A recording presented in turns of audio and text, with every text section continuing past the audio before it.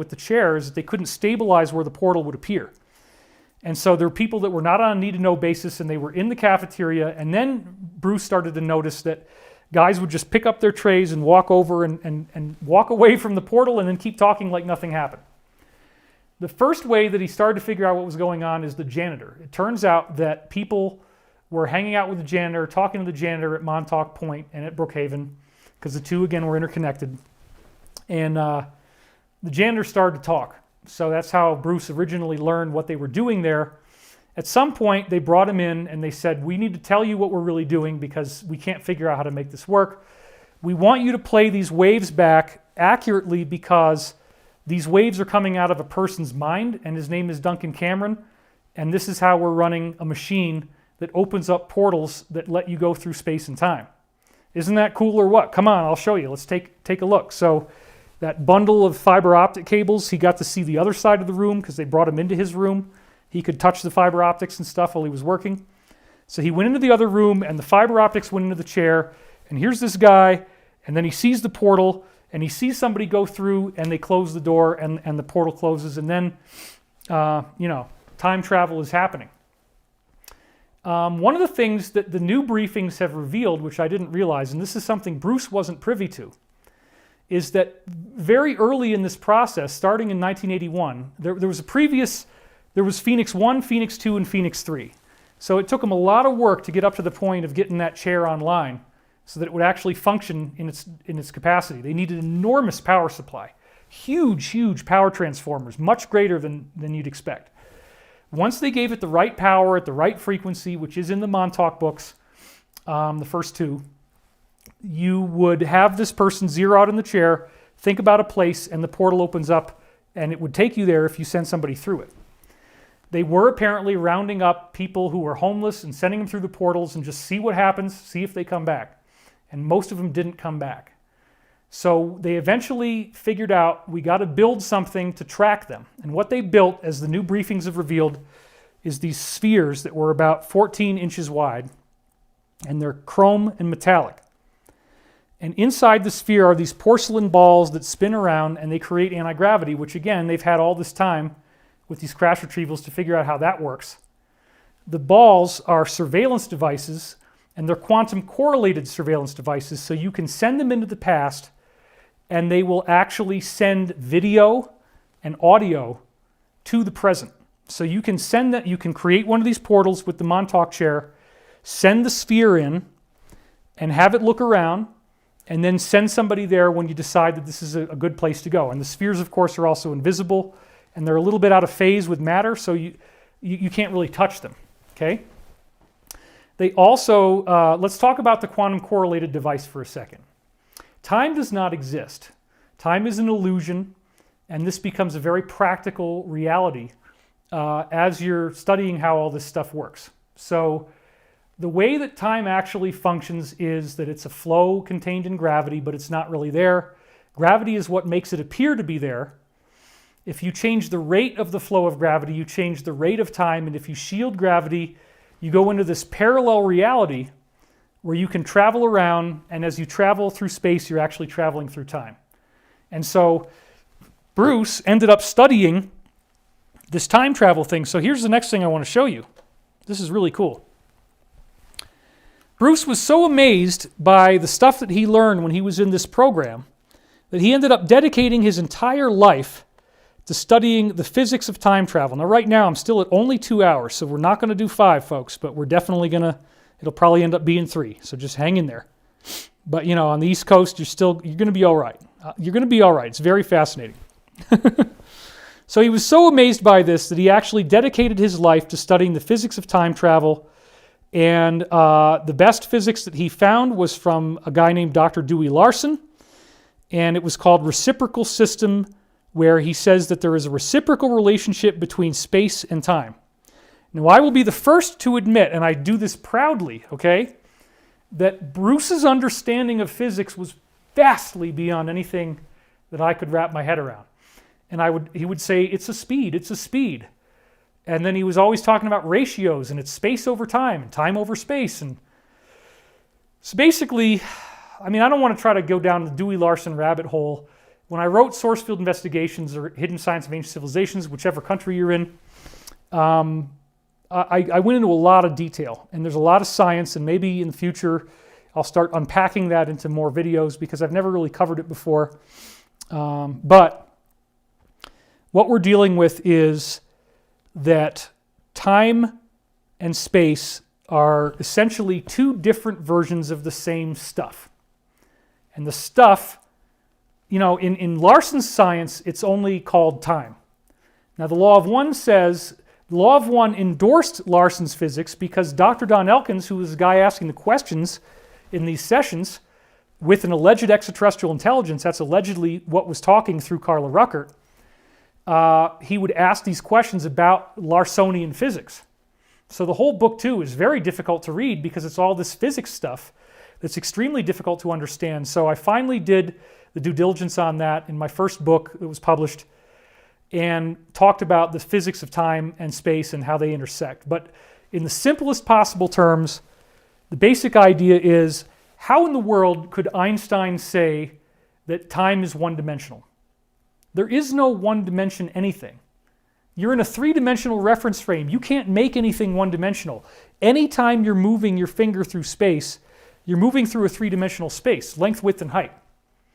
Your planet is revolving, it's rotating on its axis, it's revolving around the sun is revolving around the center of the galaxy, right? You're always in motion. All of that motion is what creates your perception of the flow of time. If you shield that gravity, that motion no longer gives you a time reference point, and now you slip into another time frame, okay? So that's how apparently it works. In the simplest possible terms, gravity is what keeps you stuck in 3 dimensions of space with time apparently moving in only one direction. When you turn the gravity off, now you're in 3-dimensional time where you can move around and you have all these degrees of freedom. So Einstein really actually misled us by saying time is the 4th dimension. Larson said time is 3-dimensional. He has amazing physics to prove it. And as I said in my first book, he proved a whole heck of a bunch of stuff. The fine structure constant, which is how an atom jiggles when it has an electron enter or leave.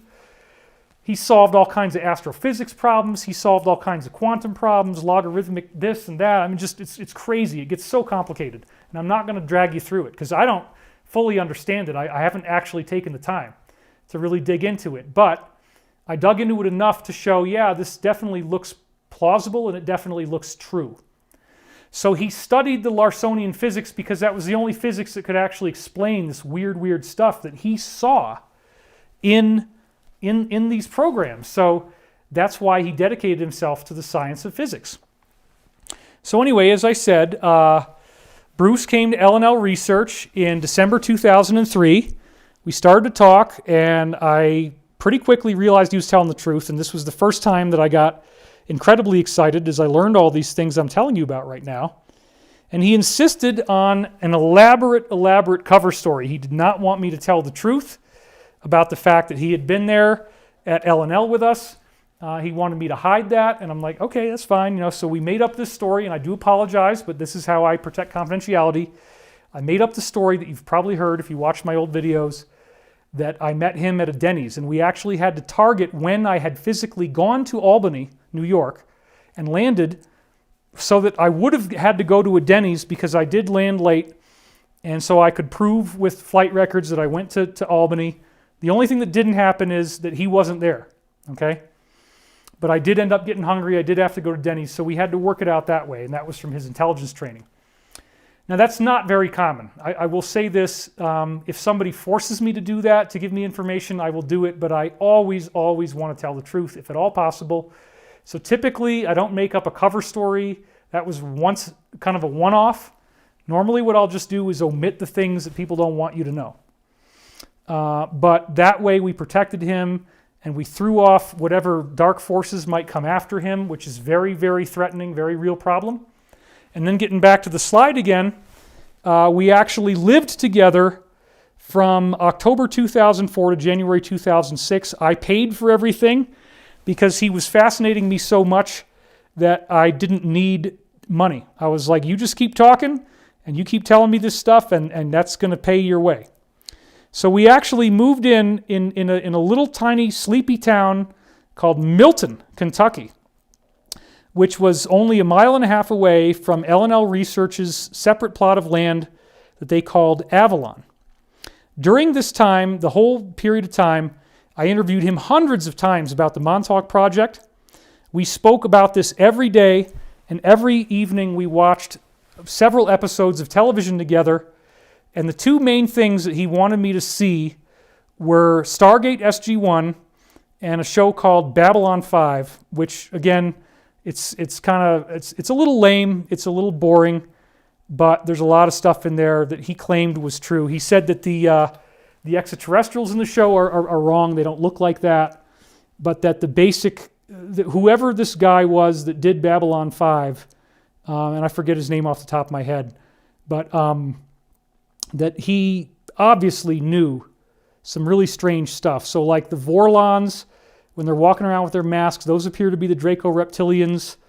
A lot of really strange stuff about bases where extraterrestrials get together, politics between different races, and apparently Babylon 5 was used to allow a ton of disclosure to come through. And so the other thing, of course, Stargate SG-1, going back to the slide again, both of these shows were just chock full of disclosure. Now, one of the things that he talked about with Babylon 5 that was the most fascinating to me was something that he called the Psi Corps. Now, we were never entirely clear as to whether he knew that they were called the Psi Corps or whether he made that term up. It does appear that that's what it was called, but this is another one of these really, really incredible stories because, the Psi Corps, so he claimed that first of all, when he was at the base, they came up to him at one point and they started talking about white supremacy, Nazi ideology, and he wasn't into it. And if he had been, he found out later, if he had been, oh yeah, that sounds great, they would have recruited him into a program that taught those kind of racist, horrible things.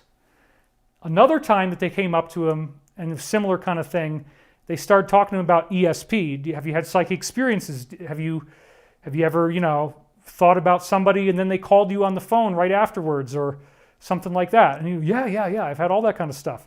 And they said, well, here's the thing. Take this card, come to this room, 9 o'clock, Wednesday night.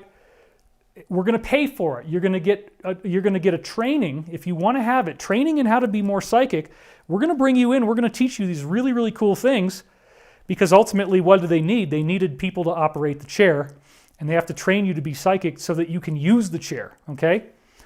So the first thing that happened was that he had this interview where he sat down with this man, and the man is having a seemingly ordinary conversation with him. And it's going to take a little explanation to get to this, but the man, at the same time that there's an ordinary conversation, the man is a very trained psychic, and he is psychically attacking Bruce in his mind.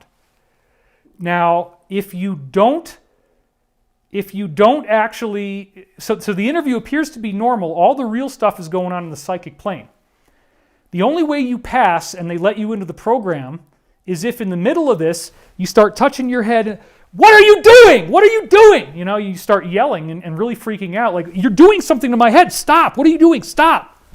Okay, if that's what happens, congratulations, you passed, because this guy is psychically attacking you. He's actually hurting you, and apparently when you get the training that they provide, this is what happens. So they can attack other people, and he said that depending upon what your specialty is, whether you're a telepath or a telekinetic, and again, only 1 out of 1,000 people they discovered were telekinetics, okay?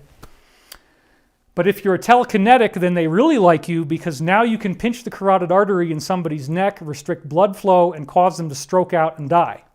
So these are psychic assassins. If you're a telepath, they want to get you to do remote influencing, where if you are a successful graduate, that you could remote influence somebody to hurt themselves or kill themselves. It's very sad, and I'm sorry to even have to tell you this stuff, but this is what he told me, okay? I'm giving you the disclosure. So, They always have pro words. They don't want you to know what's really going on. So the pro words were teeps and teeks. So if you hear somebody talking and they say teeps and teeks, you don't know what the heck they're talking about. A teep is a telepath, and a teek is a telekinetic for TP, telepathy, and TK, telekinetic. Now what they would do is they would actually rank you in terms of how psychic you are on a scale that starts with a P0 through a P10. Now, the P scale actually is something that you can develop. So they had these special exercises that they trained people in to help them develop their psychic ability. The main exercise that you had to do the most often was lots and lots of meditation. And they also had a practice that you were supposed to do in meditation called clustering. Now think about the fact that people started to be able to move books and slam them against the wall with their minds when they learned this, if they were one of those 1 in 1,000 teeks, the telekinetic type. So otherwise, if you're a teep and you're one of those other 999, you're never going to be able to do telekinesis, unfortunately, because that would be fun. I mean, I would use it benevolently, but yeah, it would be really cool to be able to do that. So anyway, clustering means that when you're meditating, that you think about certain things and then you associate, you find the things that you have an emotional charge for. So they might actually do this in an exercise with you where they sit down and then they say, okay, how do you feel about a spoon? Well, Danny and Brinkley probably doesn't want me to tell people this, but he watched somebody get killed with a spoon, so he doesn't like spoons at all. You can't even, and I forgot this a couple times when we were having dinner with him. He doesn't want to have a spoon around. Sorry, Danny, sorry. Sorry, Uncle Mama. But, so let's say you have an emotional charge around a spoon. Then they say, okay, if you have an emotional charge around the spoon, what else does it make you think of? Well, the spoon makes me think of da-da-da-da. Well, what else does that make you think of? Well, that makes me think of da-da-da-da. So they would do this thing called clustering where you have to analyze everything in your life that has an emotional charge and then find out what it's associated with and then what's that associated with and what's that associated with. And what they found was that everything clusters down to birth trauma and parent trauma. Everything basically comes back to that you as a child think that your parents are God and God has abandoned you when they start saying no and you can't have that spoon anymore. They don't want to let you feed yourself. They take the spoon away. So ultimately the spoon is this emotional charge because they wouldn't feed you and they said no and you start crying and eventually you'll remember that. The other thing he said was that the dark night of the soul is incredibly important for the psychic training program. And that's what we're going through now as a collective. We're all going through it individually because of the economy and the violence and all this scary stuff. We're also going through it collectively. The whole planet is going through a weird dark night of the soul. Now this is what he said. It was very interesting and very strange. I talked about the reciprocity between space and time. Let me go wide again. Talked about the reciprocity between space and time. So when you are having a dark night of the soul, they said that it is an implosion of your external reality. In other words, the normal stuff that you take for granted in your external reality is imploding. It's coming in on you. You feel compressed. You start to crouch. You start to feel bad inside. Okay? But then, as there is an implosion of your external reality, there is an explosion of your internal reality. Just like the physics is called reciprocal system, it's the reciprocal between space and time. There's a reciprocal between your outer world, your ego, your personality self, what you project to others, and then your inner world, who you really are, your spirit, your soul, your dreams, and that's where all this power comes from. So if you implode your external reality, you explode your internal reality. And this is where it gets really, really strange, because as your internal reality explodes, the actual size of your dream landscape gets bigger. This is a whole other amazing topic I've talked about before, so I won't repeat too much on this, but one of the other exercises that made people be able to do these amazing feats of consciousness is they would have you remember your dreams and then draw the landscape of what was in the dream. So you have to draw the layout of what you saw and where the objects are. And then what they teach you is that these objects represent parts of yourself. Everything in the dream is yourself. Every character is yourself. Every object is yourself. The landscape is you. And it's all symbolic. So when you meet this character, that symbolizes some part of yourself. If that character is somebody you knew when you were a kid, then it means that that's from that part of your life.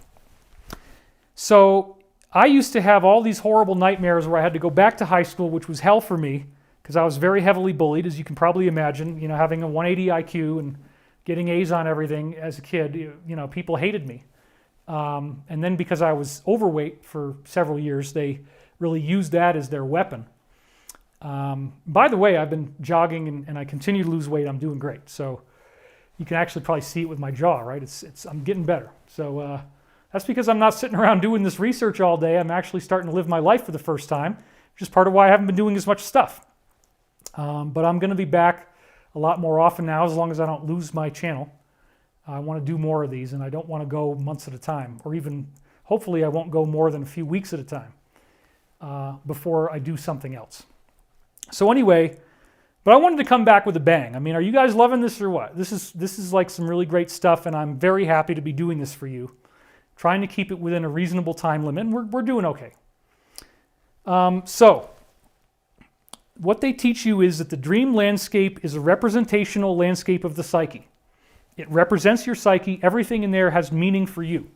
I talk about this extensively in the new book, Awakening the Dream, how all this works. I didn't really get into the Bruce stuff very much. I don't know if I covered it at all, actually, but I've done it in many other lectures. So anyway, another really weird thing that they talk about is some esoteric principle that they apparently had in secret mystery school teachings that they kept secret.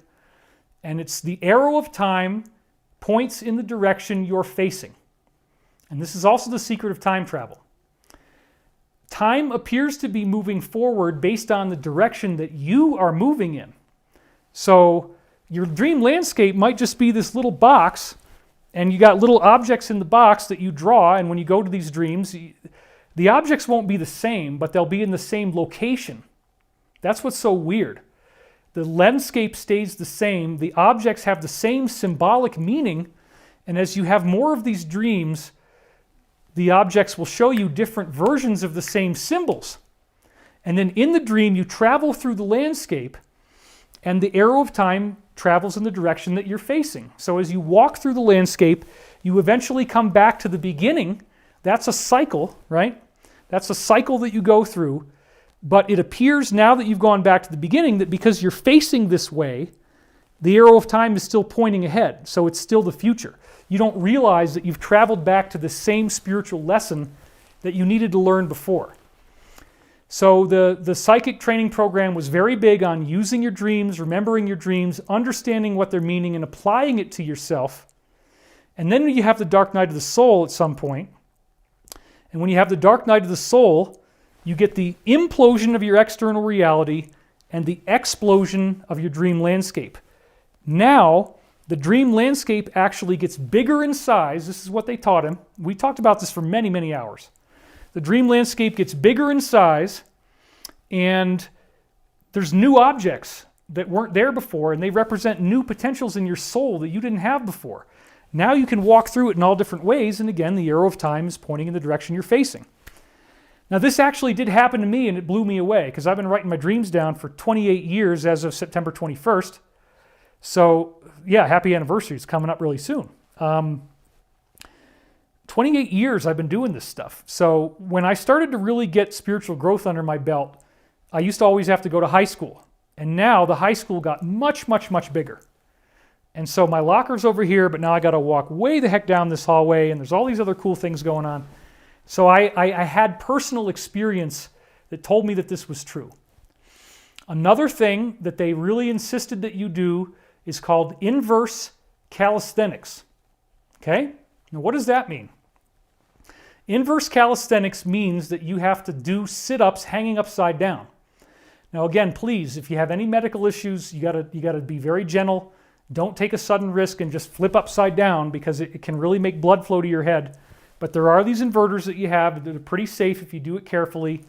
and then you dangle upside down and you do sit-ups. And I've been doing this. I have an inverter at home. I'm not doing it here, but when I was home, and you want to go up nice and slow, just a nice slow burn, and you just go up there. Now, what they said was that your pineal gland starts to have a much greater amount of blood flowing through it because of the calisthenics, and the more blood goes through your pineal gland, the more psychic you are. Now, here's the one other thing that he said that, and I'm just giving it all to you. I'm not selling this. It's all free. But here it is. Okay, vegans are going to hate me. But they always gave these guys the best steaks. Because apparently, if you have really nicely grown organic meat, and especially if it's only been 5 days or less since it was quote-unquote harvested, at that point, when you're eating that, apparently your psychic ability increases very dramatically. The very likely reason for that is the Activator X that's in those things, which Dr. Weston Price, again, if you've heard me talk about that, a dentist who went to all these blue zones where people had never gotten Western food and they were eating traditional food, and they didn't have there was less than one cavity per 1,000 teeth. Everybody had perfect teeth, no heart disease, no diabetes, no cancer. Everybody's healthy, everybody's psychic. So if you don't want to eat meat, you can get the Activator X by using things like butter oil or ghee, especially if the cows are feeding on organic grass that grows at a fast speed. So you can get it with organic butter oil, and you can also get it by eating eggs that have dark orange yolks. So in Los Angeles, there's this Happy Egg company, and that's one of the brands that you can get, and they have this blue egg carton. It's the only blue one there is, and it says rich dark orange yolks. And sure enough, you crack them open, and they're really dark orange. Well, you should probably be eating 2 of those every day for breakfast. That's what I do. I eat 2 eggs a day. I don't always eat the yolk. Sometimes I only eat 1 yolk to cut down on fat, but if I'm really doing a lot of thinking, I'll eat 2 egg yolks in the day because it really, really helps. So again, if you're a vegetarian, no problem. It's just that the steaks are one of several ways to get that. The best steak, in my view, the only steak I eat at all, is bison, because the buffalo there's no hormones, there's no antibiotics, and they have to raise them ethically and they have to kill them ethically, which means that they're not aware that it's going to happen and there's no suffering, it's instantaneous. And one bison actually can feed many, many, many, many hundreds of people. So you're part of something that's giving back. And actually, another thing that I've said, I'll just throw it out there, this also is going to get my channel taken down. The vegans are going to hate me. I used to be vegan for 7 years. I got very anemic. It didn't work for my body type. That's the only reason why I do this at all. I would prefer to be vegan if I could. My body can't handle it. I get very sick. I get very dark circles under my eyes. They're already dark enough. They get a lot worse. My skin gets very pale. I become very anemic. So I didn't really have a choice, and it was actually Bruce that got me off of being vegan because of what he was telling me about this. That's why I started to eat meat in the first place. Believe it or not, it's true. I couldn't talk about this before because he didn't want me to say any of this stuff and link these pieces together. But anyway, enough of that. You can get it with butter oil. You can get it with dark orange yolks, and you can also get it with fish liver oil. And there's different types of fish that works with. But basically, you need to eat organic food, and there has to be at least something animal related, whether it's like butter or eggs. And so I put it to practice, and it really did seem to work. You know, I started to feel better. And he and I actually did a massive basement renovation at L&L where we built like 3 bedrooms down in the basement and laid down floor and vapor barriers, and we were doing framing and sheetrock and all that stuff. Insulation, electrical. We did everything, and we'd worked for months because Carla inherited $85,000 and she wanted to upgrade the house. So I'm down there all day working on this hard labor, and as a vegan, I was like passing out. I was really tired. He said, "I really think you need to start eating meat." "Bruce, what are you saying, man? I'm never going to eat meat. Are you freaking crazy?" Well, in order to do the labor, he said, "Well, just try it. So sure enough, I had a lot more strength, and I figured out, okay, my body does need this. which is kind of a drag, but you do the best that you can. So if you can get by with the butter, oil, and the eggs, great. That's my recommendation. If you can get away with that, it's awesome. So those are all the basic things that he said. Inverse calisthenics, Activator X, the dream landscape, quiet point meditation, and clustering. Okay, that's really all. He said that's all they had to do, and you just had to do these things. But when you have that dark night of the soul, when you have the implosion of your external landscape and the explosion of your internal landscape, your dream landscape gets bigger. This is one of the most fascinating things they taught in the psychic training program. They said that you are now fulfilling what you were here in this life to achieve. Normally, people don't get through their dream landscape in one lifetime. They keep running through the same cycle. The arrow of time goes in the direction they're facing. They don't learn very much. And so when you actually have that dark night of the soul and your internal landscape explodes, you've downloaded new information that sets you off on a whole new trajectory. And now you're in this whole new reality where you're going beyond what your soul might have thought you were capable of doing in one lifetime. When you bring in energy that is beyond what you would have had in one lifetime, you bring in power. Okay, it's about the power. It's about the spiritual power. Unfortunately, the rules apparently work the same whether you use it for good or evil. Evil people can meditate and use black magic and get it to work. It's about the will. It's about the focused direction of the will. I don't recommend doing anything like that, but you can use it positively as well.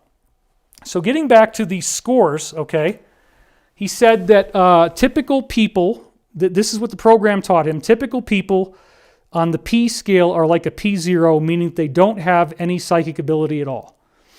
As you become more psychic, you go P1, P2, P3, P4. Natural psychics are people who just have it come naturally. They didn't get this training. They didn't do clustering. They didn't necessarily do the inverse calisthenics or any of this other stuff. It came to them on their own. Their research said that nobody that was a natural ever got above a P4. But in the Psy-Corps, if you train in this science, you can get P5, P6, P7, and anything above like a 6, you could be a wet worker, which again, I don't recommend doing this because it's very, very bad karma. But you know, they could pinch the carotid artery in the neck and cause a stroke. And this apparently is used all the time. You will have psychic shielding based on your karma. So these people cannot do this to you unless you're vulnerable. And that also has to do with the rules of engagement on planet Earth and anywhere in the universe. They can't, no negative force can do anything to you unless you authorized it. You have to be the one that says, I accept this karma by basically inviting it through your own actions. It's really sad, therefore, looking at the world right now, that people are not getting the message and they're acting in a very combative way, and there's a lot of anger and there's a lot of hatred and there's a lot of depression, and that's not going to help you. You got to be able to keep your frequencies high, because that's one of the whole tricks to this stuff. So yeah, we go on and on about the psychic training program, but we were talking about the television shows that we watch together. So when you watch Babylon 5, and it was very uncanny, they use the same exact nomenclature on the show, P1 through P10, and they use teeps and teeks as well. And that blew me away. Another example of this was, apparently he said at one point that when you're on the chair and you're looking into the past, that there's a way to do like a mind's eye view of it where you're looking at it without going, and that created a little orb that some people could see, and they had a very exaggerated, funny name for it. It was called an OBIT, or Outer Band Individuated Teletracer. And I said, hey, Bruce, let's just look that up online. And so sure enough, I typed it in, and there's actually an episode of an old black and white television show called The Outer Limits, called Outer Band Individuated Teletracer. That was amazing. There was a show that he said, I guess it was in the 1960s, called The Time Tunnel. And it's total disclosure. So I would also recommend going back and watching that show. There's a tunnel in the show, and it's black and white, spirals going through a tunnel. And he said that was called a TVG. And as soon as he said TVG to me, I said time vector generator. And I was right. And he was amazed when I did that. So the time vector generator is a whole other thing. But you generate, if you want to, what they would try to do is create a future that they want to have, and they use the TVG to send energy to magnetize that timeline. So he said, it sounds crazy, but once we really get into time travel, anything is possible. So to watch Babylon 5 and to hear them saying teeps and teeks, and to hear them, actually some of the beings in the show have a P11 psychic rating, which he said that's impossible. 10 is the highest anybody's ever gotten. But at a P10, if you're a telekinetic, you can move large objects. So it's pretty fascinating stuff. The other show that we watched was Stargate SG-1. And according to Bruce, Stargate SG-1 is true. That they were, it was sort of a combination of stuff that he was doing with the time travel stuff with Montauk and stuff that they were doing through what they called the Ancient Stargate Network. Now, what is the Ancient Stargate Network? And I'm looking at the clock. It's 8 o'clock, so it's 10 o'clock on the East Coast, so we're still pretty good here. All right, so what is the Ancient Stargate Network? The Ancient Stargate Network, so he claimed that there's a global grid of energy vortexes on Earth. You've seen me talk about this before. I talked about it in Great Awakening.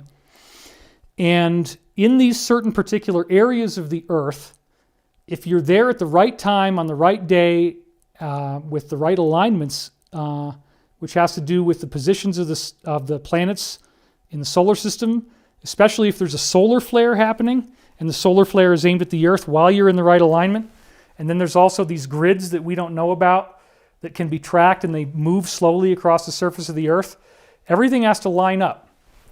The other big piece is an ancient megalithic stone monument, because I remember I was talking about charge clusters before. And I was talking about how you send this electrical current off the tip of a needle, it makes this little ball, and the ball will now repel gravity, and the ball has all this energy in it, and it'll deradiate. Well, it also is a time portal. So these little balls will also travel in time. Like I said, anti-gravity is time travel. So the Earth makes these little balls all the time, and they preferentially come up through these particular areas of the Earth that are called the grid nodes, or the global grid. And maybe if I have time, I'll get into that. I'm probably not going to, based on how this is going, and I don't want it to last 5 hours. And I know it's a lot of information. There is a little thing on the side. If you're watching this after I've done it, you click on that little gear shift on YouTube, and playback speed, you can set it to 0.75 and slow my crazy ass down. And then maybe you'll understand this more because you'll have more time to process. I do get into an advanced accelerated brainwave state when I'm talking like this, so I talk very fast. But I'm trying to get the information out for you, and it'll be there, and you can go back and watch it again. So anyway, the Earth, the core of the Earth is actually plasma. It's not an iron ball. Plasma creates magnetic fields. That's also what Kenneth Shoulders discovered with the charge cluster technology. Magnetism can exist on one of these little electrical balls with nothing else to generate the magnetic field. So there is extra magnetism in these grid nodes on Earth, and another insider, the guy who I call Jacob, told me that the way that they used to find these portals, these natural vortexes, is they'd have a little metallic tuning fork with magnets on it. And the tuning fork is joined at the bottom, so it's like a Y. And the magnets, but it's very sensitive. The metal is very thin. The magnets can either come together or farther apart depending on how much magnetic attraction there is. And so when you go into a vortex, they go like this. They start coming together because there's more magnetic energy. So when you have a geomagnetic anomaly, when you have extra magnetism in a particular area of the Earth, you get the possibility that these little guys from inside the Earth's center, these little balls that are, again, like the Terletsky quadrigae, where gravity turns into electromagnetism and it shields time, and so you get all this funny stuff. Really amazing book, by the way, by Jenny Randles called Time Storms, where she describes people encountering these orbs and having time shifts, where like you're like somebody's smoking a cigarette and their hand is moving slow and the smoke is moving too slow, and then other people's voices sound like, that kind of stuff. These things happen naturally, and people sometimes get portaled through time, in quite natural ways. Apparently you can detect that with these little magnetic tuning forks. The magnets come together more, and oh, there we go, there's one. The stone monuments, actually, because of the nature of matter, the nature of reality, the pyramid functions like a funnel. And I've talked about this extensively. Gravitation has a spin to it. That's the big secret. The spin is where the dimensions are hidden. The spin is where time is powered from. And the spin is what you have to use for consciousness. Spin is the field of consciousness, actually. Gravitational spin is the secret to consciousness, biological life. That's all the Russian science that I've been talking about since the late 1990s, when I started to learn about this through academic research. Anyway, when these bubbles come up from inside the Earth, you can capture them inside a pyramid or a stone circle like Stonehenge. And that's why in the 1970s at Stonehenge, there was a group of hippies tenting and camping inside Stonehenge. And the farmer didn't like that, and so he called the cops. And the farmer and the police were walking towards Stonehenge. They see lightning hit the stones. It starts glowing blue inside. The kids start screaming. It goes to blinding white light in a bubble, a half bubble that covered the whole area of Stonehenge. And then it went, and then there was nobody left inside Stonehenge, and there was only smoldering tent pegs, smoke coming off of them where their tents were, and everybody was gone.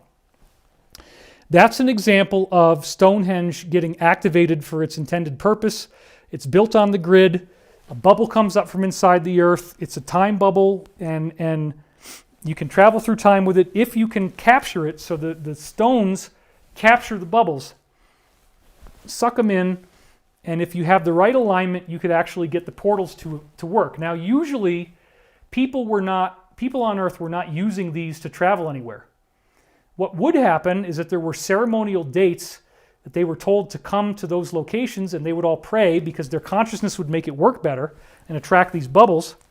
The ETs then portal in, and you meet with them, and they talk to you, and they teach you things, and they tell you when to come back, and then they leave. Because for them, this is just another way to do time travel. And when I was talking about, all of these different military bases where they have time portals that they're actually using right now in classified programs, they're all located on the grid. So when you look at the grid nodes, where these nodes are on the Earth's geomagnetic grid, there's almost always going to be a military base there, because you can't just time travel anywhere. You got to have the right kind of stuff. If you have the right technology, though, you don't need to wait for an alignment. You can pretty much do it whenever you want. But you can't just travel through a portal anywhere you want. You have to be in the right area.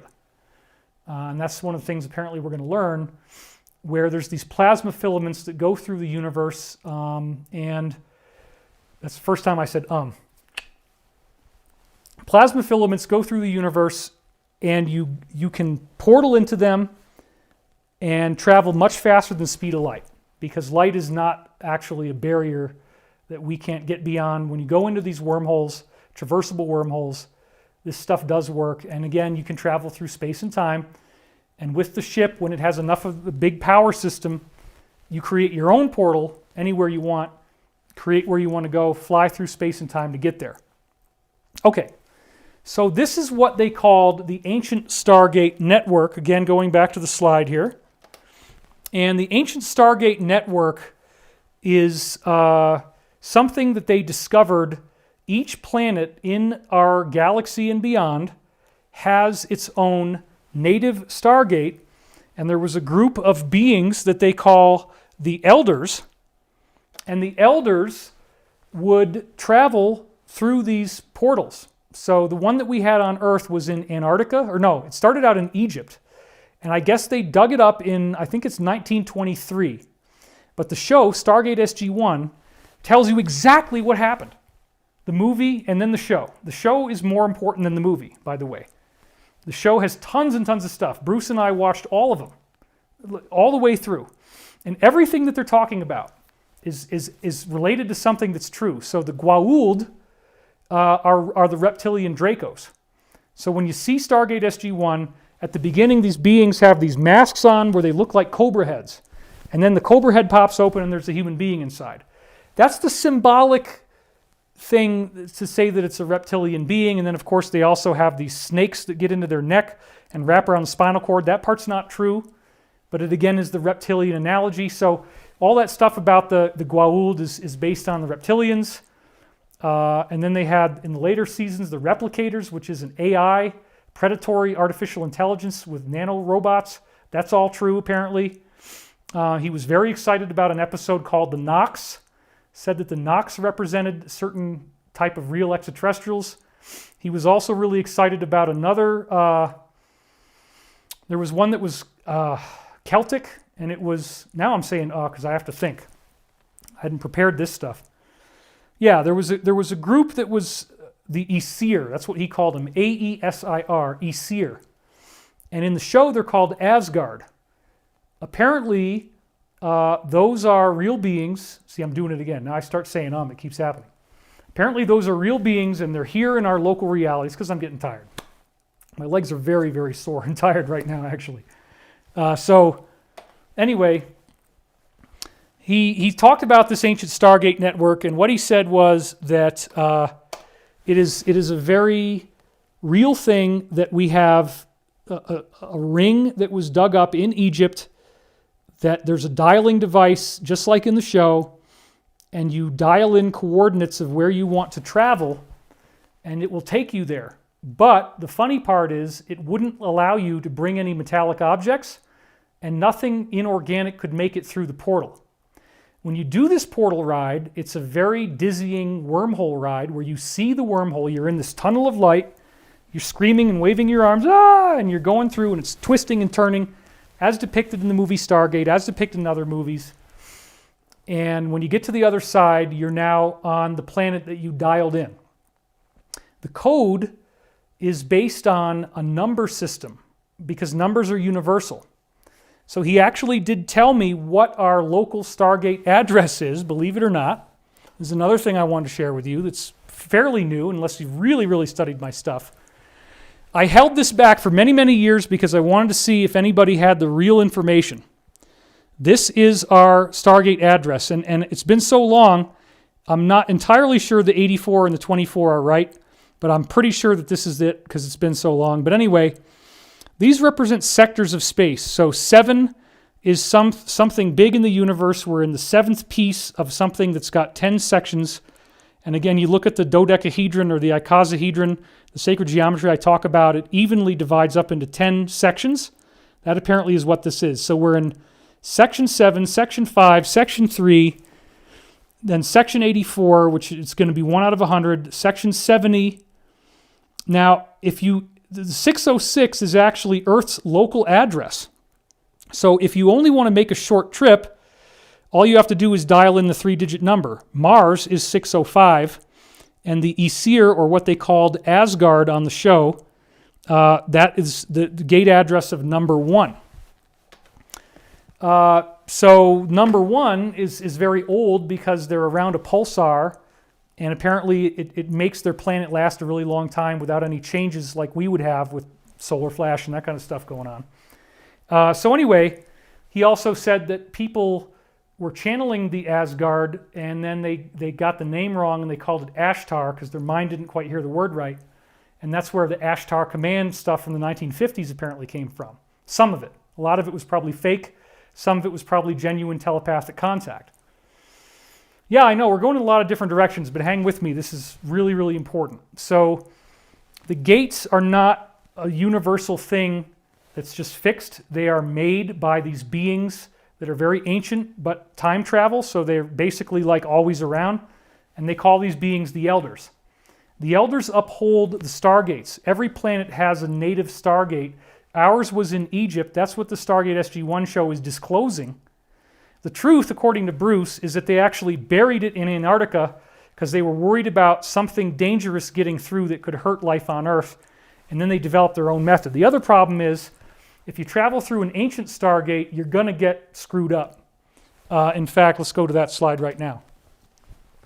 Most people who traveled through these gates were permanently damaged. It is not, it's such a psychologically overwhelming thing to have this happen to you that people can't handle it, they freak out, and they basically come out schizophrenic and they're babbling and crazy. So it's because we don't have the integration between spirit and body to handle that trip. It snaps the link between the mind and the body. And so that gets into another really, really interesting thing that they discovered in the course of this time research. And that is what they call the ZTR. And again, if you studied my stuff a long time ago, you might have heard this. So don't hate me for repeating anything, but this is very important I include this. The ZTR is the linkage between your soul and your body. And that linkage normally occurs at the time that you were born. Your soul and your body are one. So when they tell you to meditate and go back to your quiet point, and they tell you to cluster, and as you cluster down, you get down to where your parents were and the trauma that your parents gave you because you saw them as God. When you resolve that trauma, when you can forgive your parents, you can go back to, psychologically and spiritually, you can dial it back to the moment you were conceived, where you have your zero time reference. This is where your soul and your body are one. You have to go back there to be able to do any of this advanced psychic stuff that they teach you in the training programs. Okay? You have to be able to go back to your ZTR, which means you have to deal with your childhood trauma. If you don't, you're not going to make it. The ZTR is a very, very fascinating thing because when they started to send people through the tunnels that the Montauk chair was making, if they sent people into the future from where they were in 1981, let's say, you very rapidly, in less than a day, age to the age that you would be at that time in history. And they didn't know why this was, but it was very deadly because you could die if you go significantly beyond your natural age. So like if you send somebody through who's 70 and you send him 30 years in the future, now he's going to be 100. If he's not naturally going to live to 100, it's very dangerous. So they had various extraterrestrial societies they were supposedly working with because, again, in the inside world, there's ETs everywhere. This is part of what we're going to get when we get full disclosure. There's a lot of different ETs that have been working with us for a long, long time. And when you go into the future, your body ages to prevent time paradoxes. You won't be able to live if you don't have a special treatment. So what is the treatment? Remember I said TVG, time vector generator? Well, it turns out that you can alter your ZTR with these certain extraterrestrial technologies. You can snap it deliberately to set your ZTR at the age so that you're the same age where you end up going as the age that you are now. In other words, your ZTR, so if you're 40 years old, let's say, and you know that you're going to go to the year 2025, you're 40 years old, then you go back 40 years, which I guess would be 1985. So 1985 is when you would set the ZTR. So now you were born in 1985, you shifted it. This apparently can be done with this technology. You use the TVG, you pump in energy to shift it to 1985. So now when you travel to 2025, you're safe. Okay? That's how it actually works.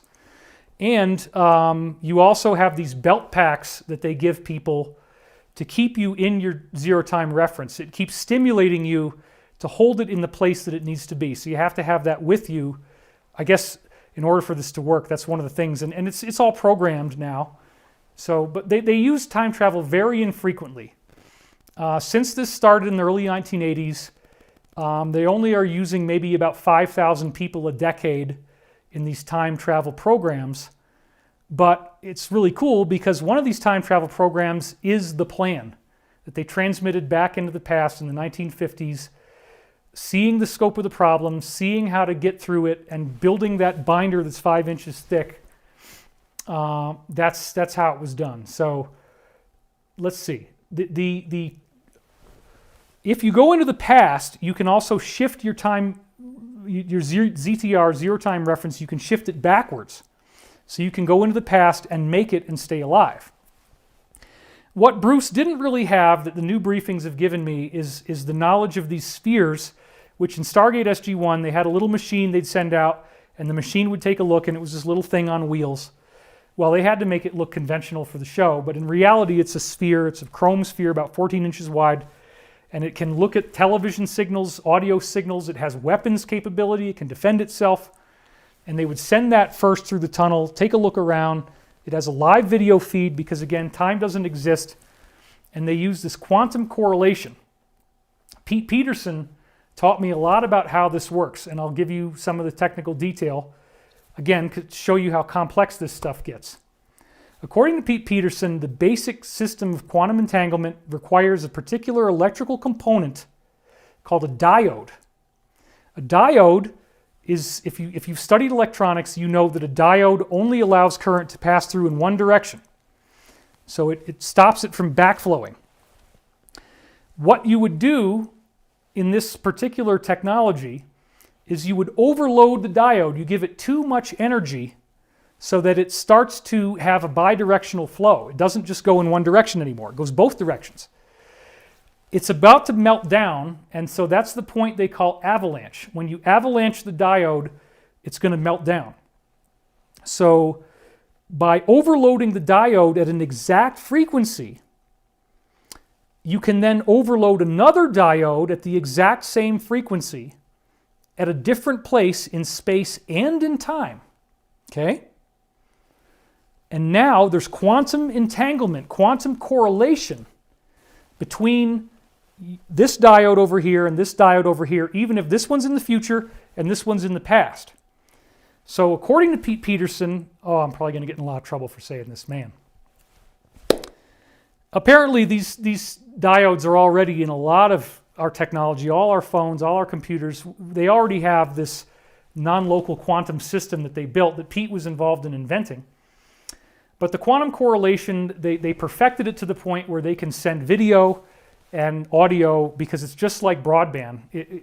Once you've created once you have the two matching frequencies, you get a quantum entanglement between the two diodes, and they link between space and time. And then at that point, you can pump all kinds of signals through, and then on the it rides the fluctuations, and the fluctuations you create over here come in over here, so you get wireless transmission across time.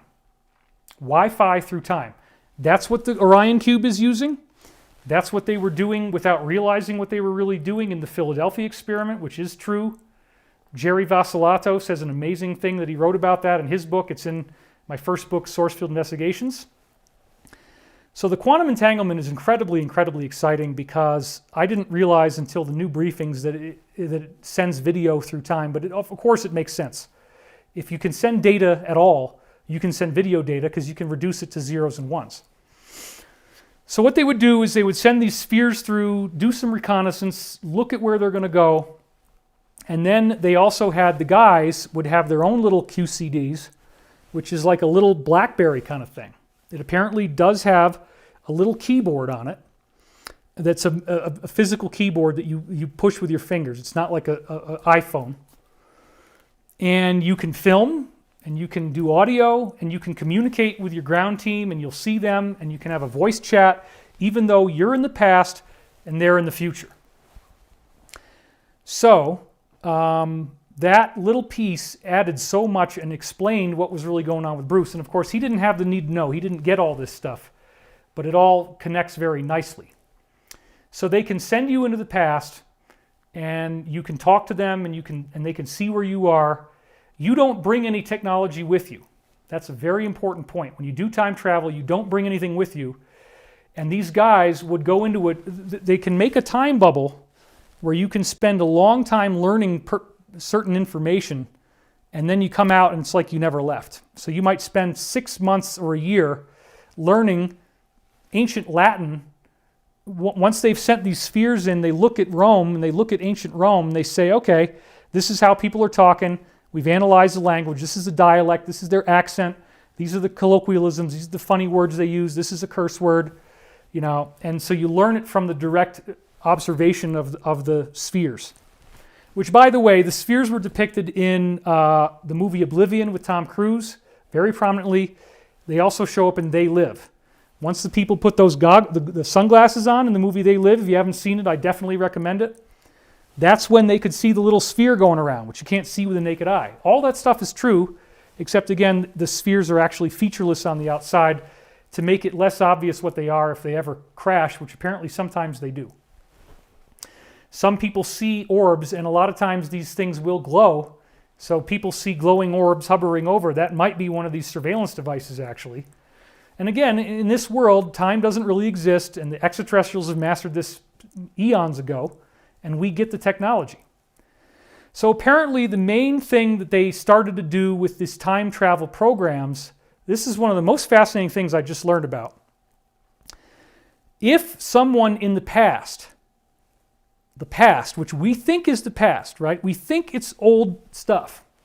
If someone in the past finds an extraterrestrial device that is a time travel device, where you hold on to these two things, or a lot of times it's a handheld thing, you hold on to it and you think about where you want to go, and it creates a portal and you walk through and it takes you there. A lot of different beings have come and gone on Earth, and because in their world time travel is very ordinary, maybe they dropped one or something and they left it behind. These guys were always going around scanning, trying to figure out if anybody could find these. Now, why does that matter? Let's say this guy in ancient Rome finds one of these devices. Let's say that he starts using it and he figures out what to do. That guy can change our reality. That guy can screw our entire timeline, because he could start going around just like in Bill and Ted's Excellent Adventure, or just like we saw in Doctor Who with the TARDIS. You can go around, you can alter things, you can change events, and then time gets screwed up. And it's actually very, very dangerous, because the past isn't really the past. You grab this machine, and now you're traveling through time. And you can alter our reality. And so these guys in these secret programs, and this has been ongoing ever since Montauk, they have to go out there and find where people are finding these devices, because what they'll notice is the Mandela effect. You know, something changes, something goes wrong, there's something's weird, and they can detect this. Actually, there's ways to detect changes in the flow of time having to do with isotopes, and the way that isotopes are functioning, I guess, and the way they vibrate, the radioactive nature of the isotopes. They can detect fluctuations in the physics of our reality and the energy, and then they can actually detect where in time that might have happened. They send the little spheres through. So this is the other thing I didn't know about time travel. It's very exciting. When they send these teams through, what they're doing is they train them in a language, so that they give them the clothes. They create the portal, which again was probably based off of the Montauk research, very likely. They send you back in time, and once you get there, you have to figure out where in time you are. And so your little QCD device, your little pager thing, has all this cool technology in it, where you detect things like the radioactive emissions from the sun, the decay rate of radioactive isotopes that naturally exist in the atmosphere, the electromagnetic field, the gravitational strength, all these very particular things which allow them fairly, and they also will look at the stars and look at the positions of the stars, and they could be there for a couple of years. They create something called a hub. They go into the hub, that's where they portal in, and they will have their native, they hardly bring any technology at all, but they stay in touch with the QCD, and a lot of times they'll disguise a QCD in something that's period appropriate for the time. They cannot screw around at all. All they'll usually do is go find the guy. They got to target the guy who found the device, or the woman, and they got to steal it before they figure out how to use it. But when they start using it, you can detect that in the present, because again, quantum correlation means all time fluctuations can ultimately be detected in some way. So when people power it on, things change, and they can see that. We got to grab that thing before they go back and do it. Now, theoretically, you say, well, wait a minute, that was the past. They already did it. No. The past isn't fixed. The past changes, and we don't know because we're not seeing it anymore. right? The only thing that absolutely exists is the present, and it's an everlasting present. So events that we think happened in history might now have changed. And that was one of the things that really tripped them out, is that historical events do not necessarily still happen. In other words, you go into the past, and it might be that different things are now happening, or that historical events for a particular time have now altered, or that the date is different because people didn't write down the right date. So you got to make an approximate jump to the approximate location. You create your hub, which is it's like a cave or something underground, a hidden spot where you go to meet and use the QCD and talk to your people. You figure out where you are in time. You calibrate everything, the sun, the emissions of radioactivity, the star positions, etc. Then you calibrate exactly where you are in time, and then they can send you exactly where you need to go. So another portal opens up, you walk through it, and now you know you're in the right time. You create your hub, and you might need to spend a year or two speaking the language, talking to the natives. Nobody knows where your hub is. You don't go there very much. You occasionally go back to give a progress report, video chat, just like Skype or Zoom to the future, because again, there's no real time. It's all simultaneous. Nothing really exists except for consciousness. And that's what the ETs know. So then they'll tell you where to go and how to do the mission. And how to, because they got the spheres deployed so they can figure out what people are doing. And you got to go in there and you got to steal it.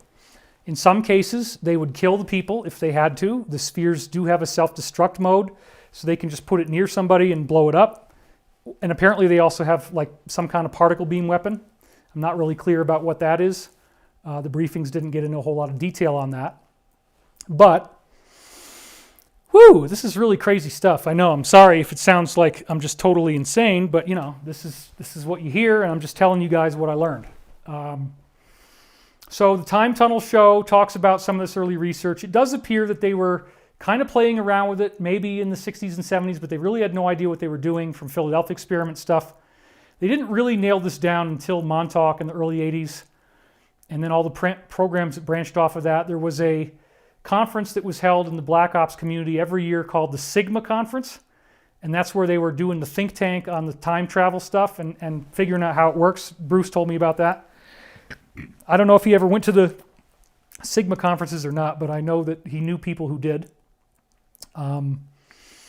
Anyway, the other thing that they might do is they might capture somebody from the past and bring them into the present, shift their ZTR so they can live here.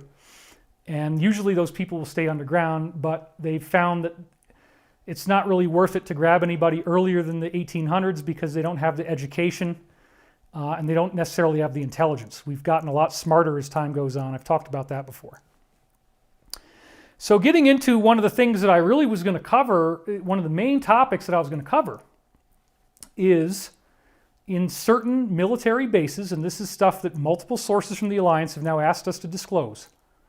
In certain military bases, they have QCDs under very heavy guard, lock and key, need to know, multiple security checkpoints. It's not easy to get in there. You have to be able to have a reason. You have to sign off. You have to have a protocol. There's a whole elaborate system of how this works. But at certain times, you're allowed to go in there and fire up the QCD and talk to people in the future. And the people in the future are us. And those people in the future figured out how to defeat the Cabal and what was going to be necessary. How are we going to do this? What are the steps?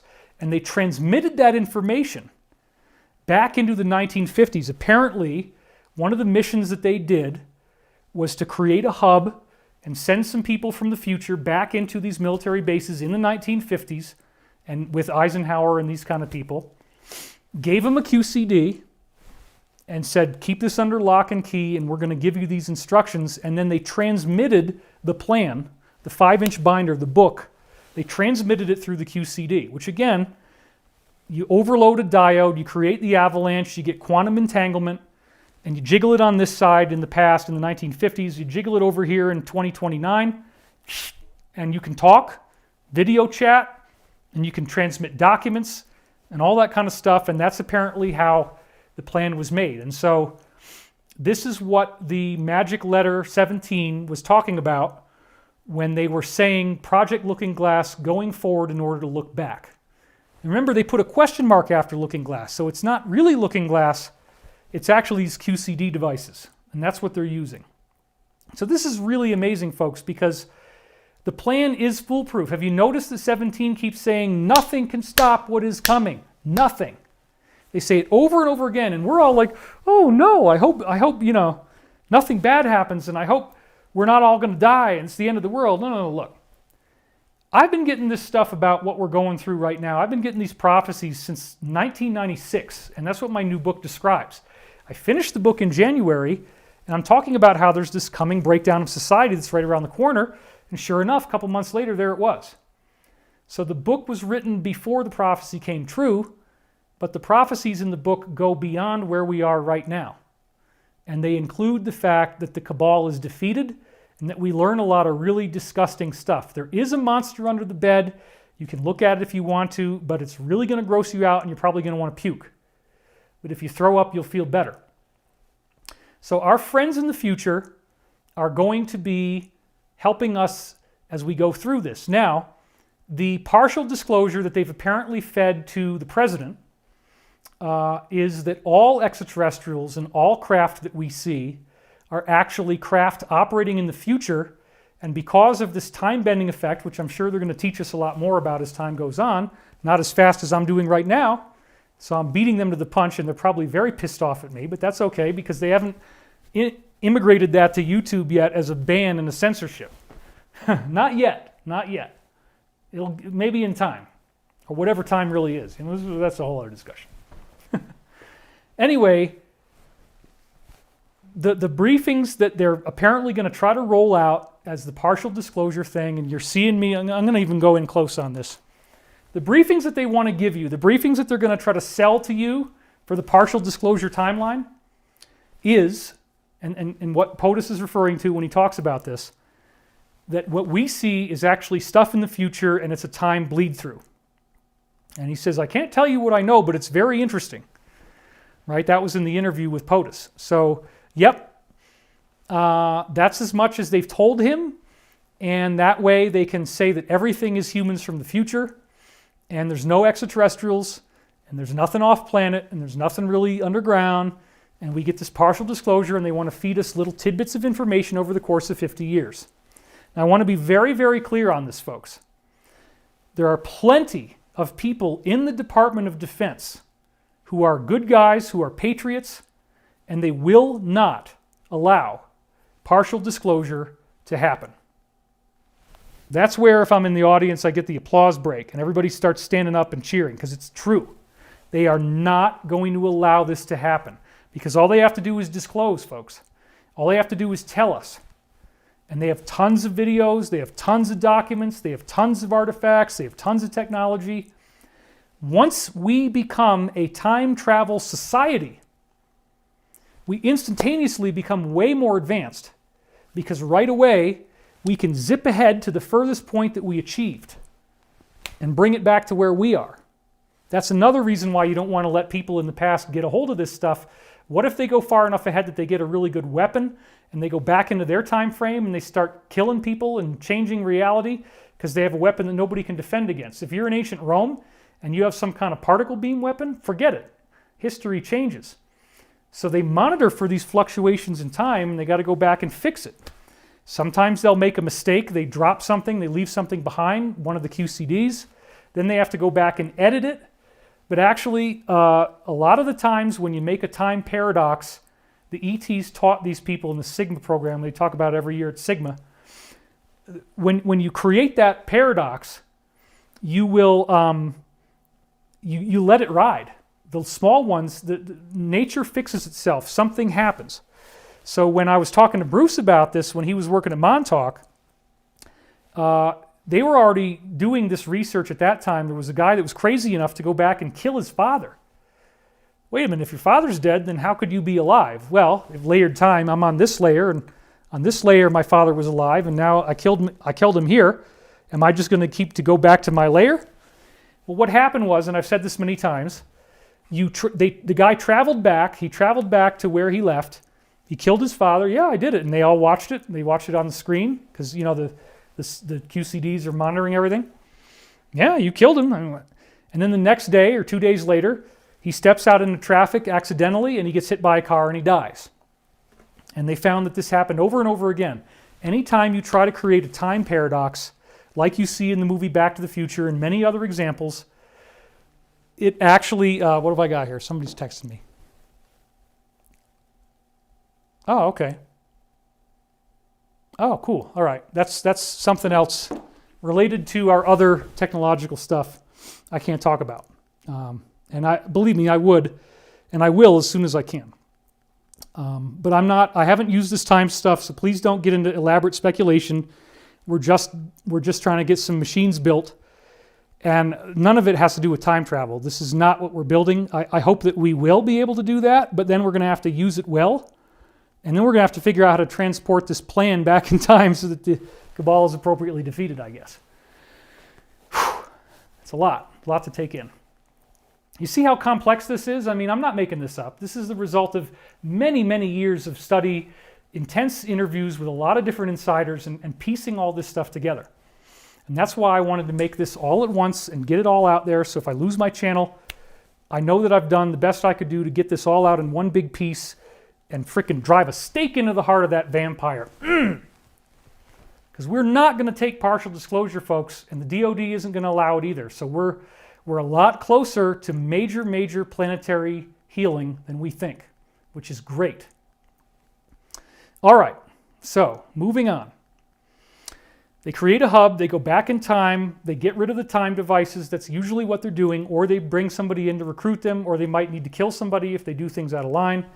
Bruce was there at the beginning. The guy kills his father, he comes back, he gets hit by a car, and he dies. The time fabric corrects itself. They've had to stop allowing people to do time travel except for these very specific things because there were so many time paradoxes. They were very worried about whether our reality would even hold together.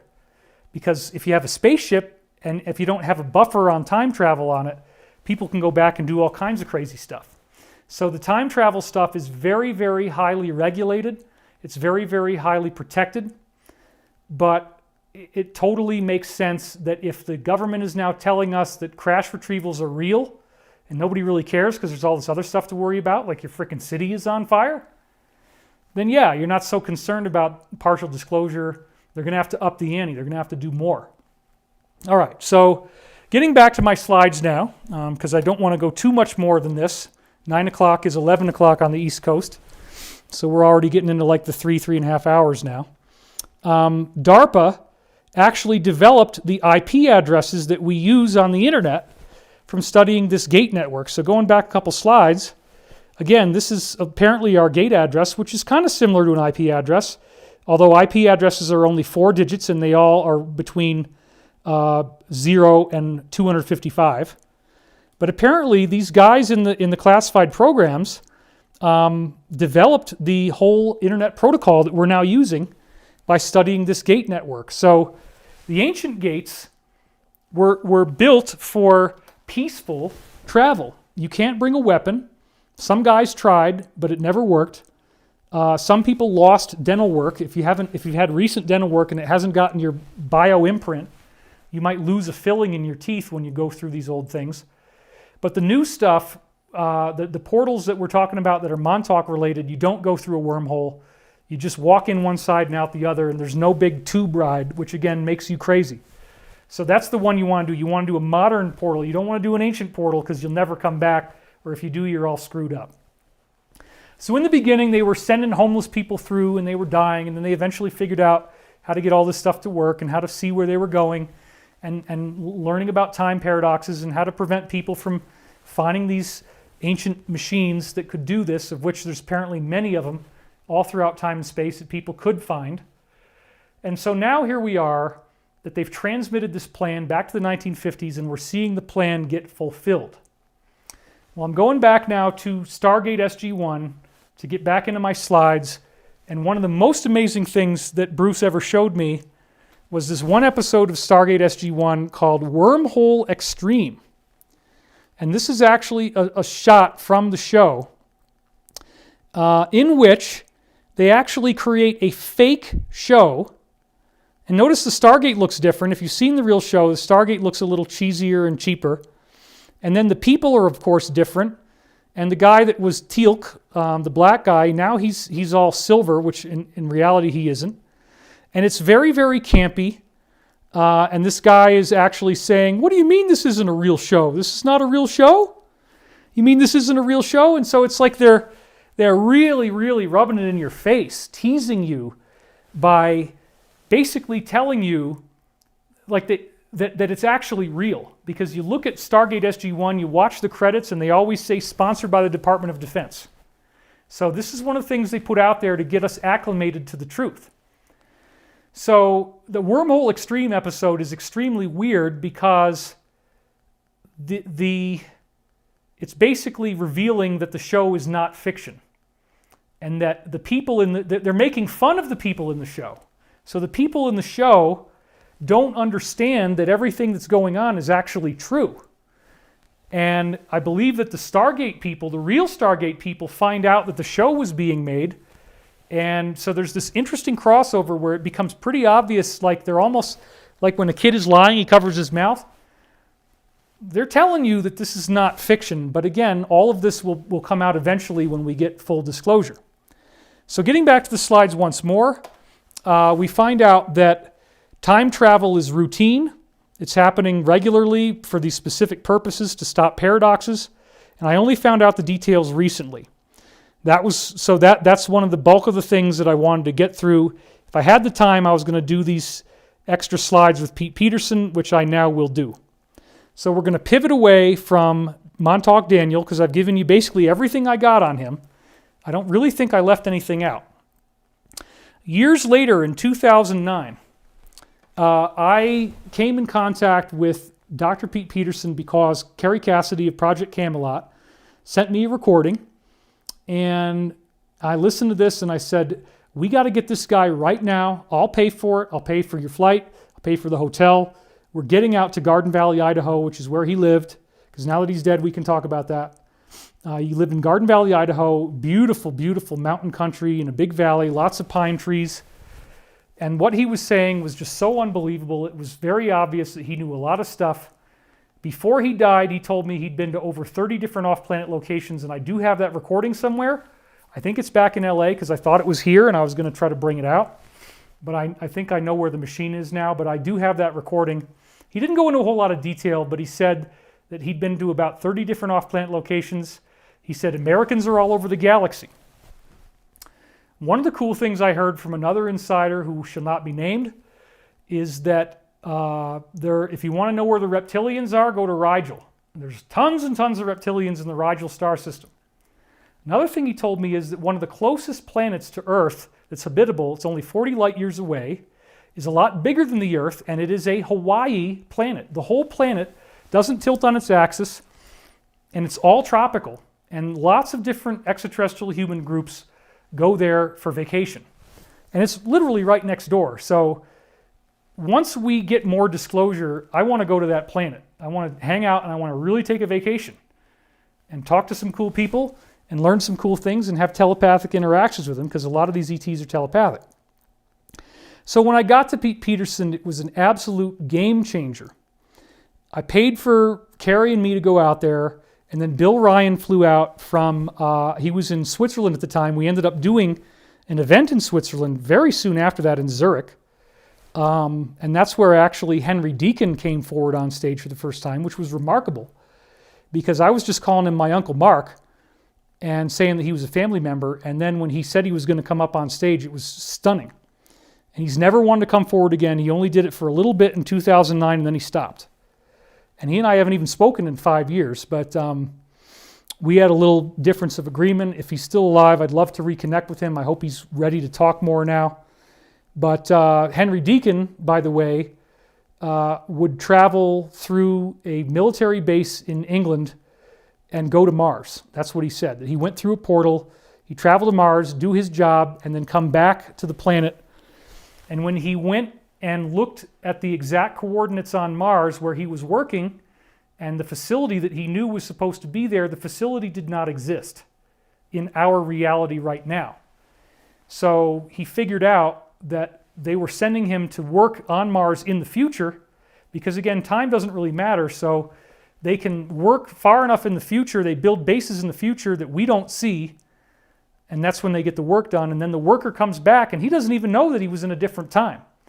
Because as long as they shift your ZTR, which now they do it very automatically, it's no big deal, it's not dangerous. One of my insiders absolutely refuses to go through the portal. He'll only travel by a spaceship, which is really funny. So he's obviously not time traveled. But apparently it's very safe, and you're not going to have any body parts get rearranged or anything like that. It's time honored. It's tested through many, many civilizations. I'll take it. I'll take the ride. I'll do it. I'm sure you probably want to do it too. So anyway, when we got to Pete Peterson, it was stunning because he had so many pieces of information. And I'm way over time. I don't want to go too much longer here. It's already almost 11 o'clock over there, but I got to get through this before we end tonight. So check this out. In this original interview with Project Camelot, the video that we put out there in early, well, it was like July 2009, although I don't think they actually released it because there was a whole kerfuffle with Pete where he didn't want it to come out. They didn't actually publish it, I think, until August or September, even though the interview was in July. This is the link for the transcript. The video, of course, is still available, projectcamelot.org. Kerry Cassidy did give me permission to use excerpts from the video, but I have not done that yet. I just didn't have time, and it's also too dangerous to do it on a live stream for the Content ID stuff. So this is one of the things that Pete said that's very, very relevant to what's going on right now while he was interviewing with Bill Ryan, and Bill Ryan was asking him questions. He says, I'm in an area, this is Garden Valley, Idaho, that had two requirements for me and for some of the people who I do various things for that are not to be named. Isn't that intriguing? One of them is this area that he's living in is very secluded from man-made electromagnetic radiation, which again makes you more psychic, among other things. It's a deep valley with high mountains surrounding it in 360 degrees. The entrance to it is through a very narrow, long, winding canyon. So we don't really get radio here or television directly. The power that comes in here does have interference on it, as well as it has information on it. And that's his whole consciousness science informational field, as he calls it. But it's very, very secluded informationally, so he gets really nice psychic access by being in nature. And that's what I'm getting right here where I am. Then the place that I chose here is kind of back in a little notch in the mountains, so it's even more secluded. That was one reason. The other reason is it's an area that's very highly defendable. That was very important because of my belief and the belief of many other people that I have great respect for, that the world is going through I'll call it a meltdown. I've been led to believe in numerous briefings and people who I know in fields that very definitely would know, they've all warned me that I should be at a place like this. Well, why? You're going to find out. Many people, even those from Europe and other places that had very heavy financial connections in major cities around the world, have closed those offices down. A great number of them have expressed a desire to move here if they haven't already moved here. So people know some big, big bad stuff is going down, which is kind of what we're seeing now. That's the whole point. This is 2009 that this was done. It's easy to prove. Go back to the link, look at the video, it's 2009. I moved here because I was told by various people that I should geolocate and be in an area that would be safe when we eventually got a financial and therefore a political collapse. Whoa!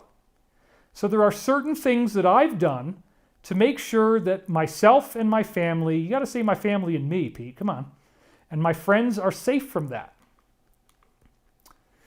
We've heard that things are going to happen, things are going to fail, but life continued on as normal. And the government continued to print money and pass it out to its friends out of thin air. I moved here in 1999 because I was told that by 2001, the system was going to fail. And this, of course, was the events that took place in 2001. How did they know about that in advance? I wonder. I'm not going to speculate. You speculate for me, please. I think you know the answer. Here we are 8 years later or 9 years later. And then Bill says, in fact, you were ordered to come here. And he says I was. So they knew something heavy was going to go down in 2001. All right, let me go back to, you can see my visage on camera for a minute here. So, all right. It appears that the high-level cabal people knew about this back in around maybe as early as 1994, 95. They were given briefings about what was going to happen. The original plan was to quote-unquote decapitate the snake. The original plan was 5 cities, massive destruction, much bigger than what actually ended up happening, which was only confined to 2 areas reasonably close to each other.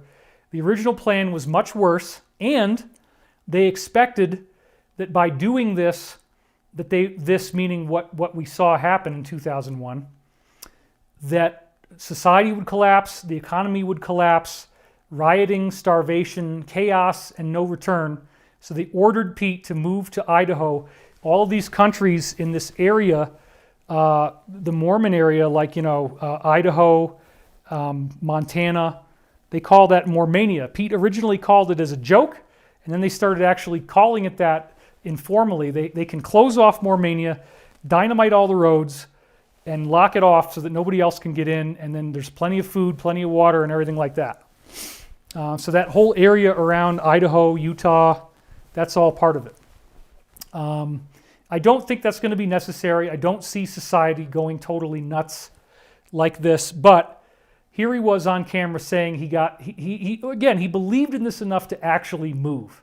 So this is very important. All right, let's go back to the slide. So he was ordered to come there in 1999. He was told the system was going to fail. So we found out that no, the system didn't fail.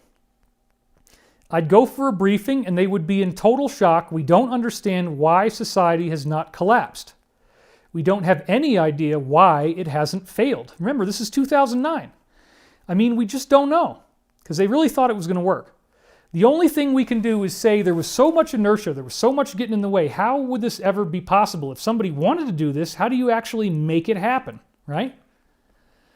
So now it's beginning to fail. And it isn't just beginning to fail, it's increasing on a logarithmic scale. This was after 2008 economic collapse, right? And it's been hell ever since then. And this was 2009, so 1 year later.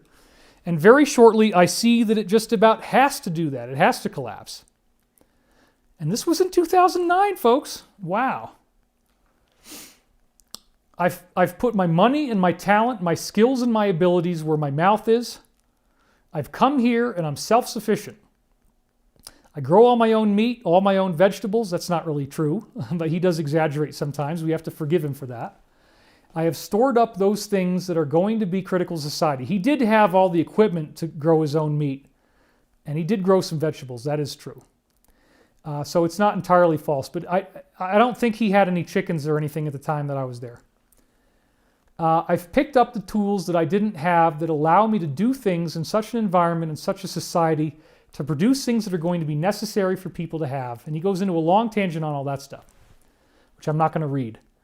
So what happens is if we have a financial collapse, if, as in when, it won't be like the Great Depression in the 1920s. Of course, it's going to be much worse.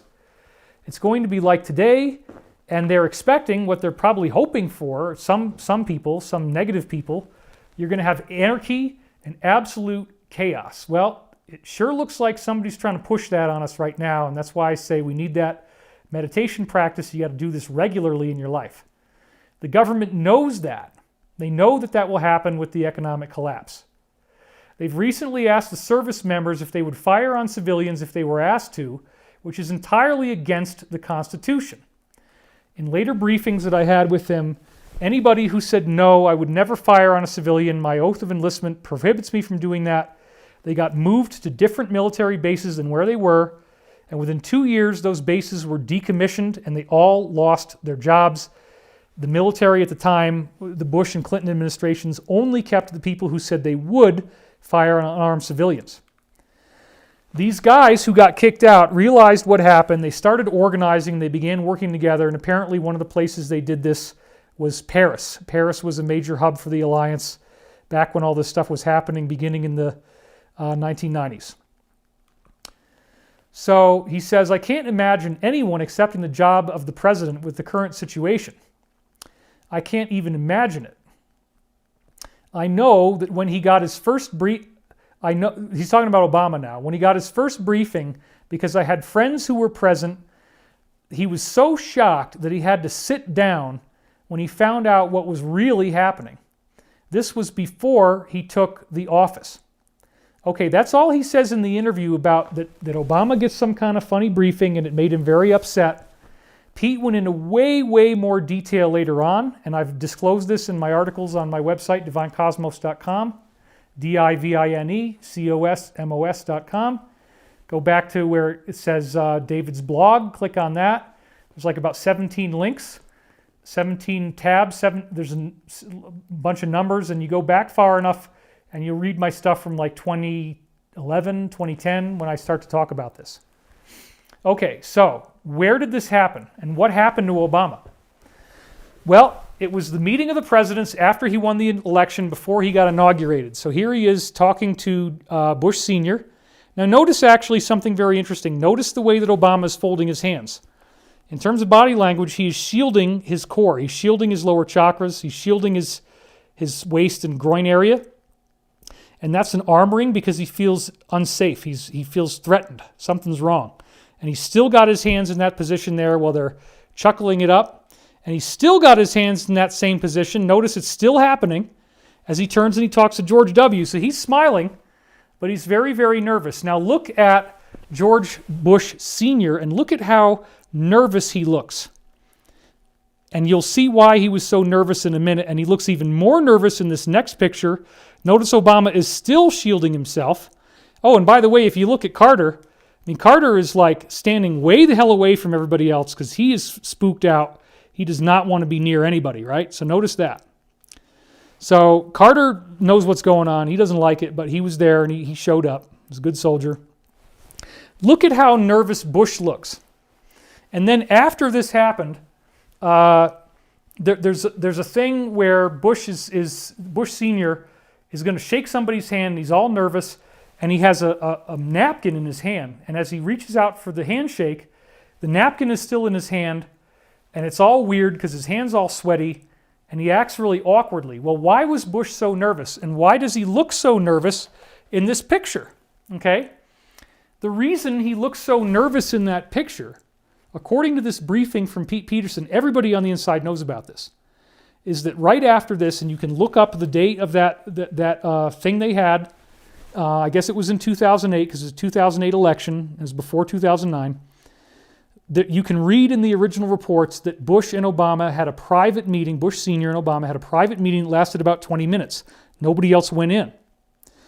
According to Pete Peterson, there was a guy who was in a telephone booth, and after the meeting was over, Obama staggered out of the room, put his head in his hands, and cried, "My God, they made the N-word," I'm not going to say it, "a scapegoat." That's how he said it. "My God, they made the N-word a scapegoat." And he was crying and sobbing and heaving. Well, what we found out was that during that meeting, he was called the N-word repeatedly, multiple times. This man, Bush Sr., was vicious. His teeth were bared. "Look, you effing da-da-da-da." And he said all this kind of stuff to him. Now it is one of the most heartbreaking things. I mean, honest to God.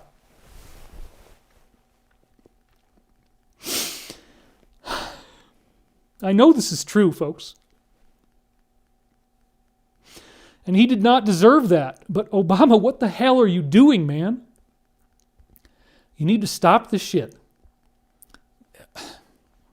If you study the letter that I'm talking about, you know what I'm talking about. And if you don't, then I would recommend going and looking. But, they threatened him.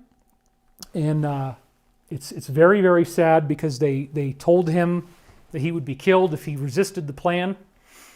And his family made a decision that he was not going to participate in what he wanted to do, which was to bring them down. They hazed him very badly in the beginning. They buzzed Air Force One. And there's a whole other thing that I'm going to do later on about that. But, I mean, you look at the look on this man's face, and you think about what he was about to do. It's crazy. I'm sorry, folks. Sorry.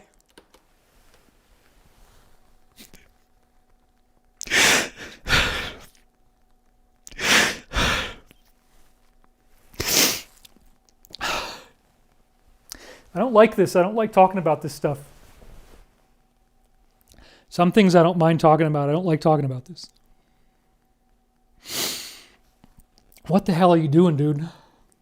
You got to stop this. You can't. You got to make those calls, and you got to think about what you're doing. And you have to think about the steps that you people are taking and what you think is okay to get to the goal that you think you have. For God's sake, take the deal. Take the deal and stop this. There's a lot of people who are going to be able to get out of this, okay? But you have to take the deal and you have to cooperate. You're going to lose. You're not going to win. It's inevitable. We already know because the future timeline is fixed. This particular timeline that we're on leads to your defeat. There is no getting around that. And you are just sore losers and you are not being in integrity. But you don't care. And you're putting us all through hell, and it needs to stop. And we need to take a stand, because you might hate this guy, okay? You might hate the guy. And I get that. But if you don't do this, we are screwed, man. So you need to get out there, and you need to make that vote happen, because they have 80 million false ones. That's what we're seeing, okay? It's going to be disputed. It's not going to be easy. And they have teams from Nicaragua, El Salvador, Mexico, they brought up here, all right? And they're in position. I don't know how bad it's going to get. They're going to make it so scary to go to a polling place that nobody wants to go to vote because you're going to get shot. That's what they're trying to do, folks.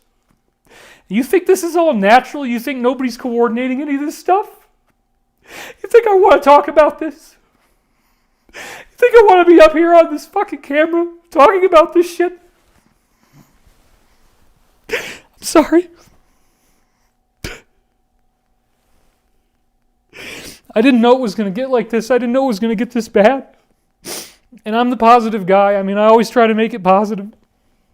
But this is just crazy. And if you can't see what's going on, I'm sorry. If you think this is all natural, I'm sorry for you. I'm sorry that you haven't been willing to take that step and feel like throwing up and go through this grief process that I'm going through right now. But you have to do it, okay? You have to go through this. You have to see who these people are and see what they would do. And they would call somebody those kind of things and threaten them like that. And threaten him that his daughters are going to be raped in front of him and killed. I don't support that kind of stuff, folks. I don't. You can't do that to people. But they do, okay? And it's part of the problem, is that this is all real. Okay? They are doing some very nasty stuff. I got to pull it together. I'm really sorry. I did not expect that this was going to happen. Holy crap. I'm good.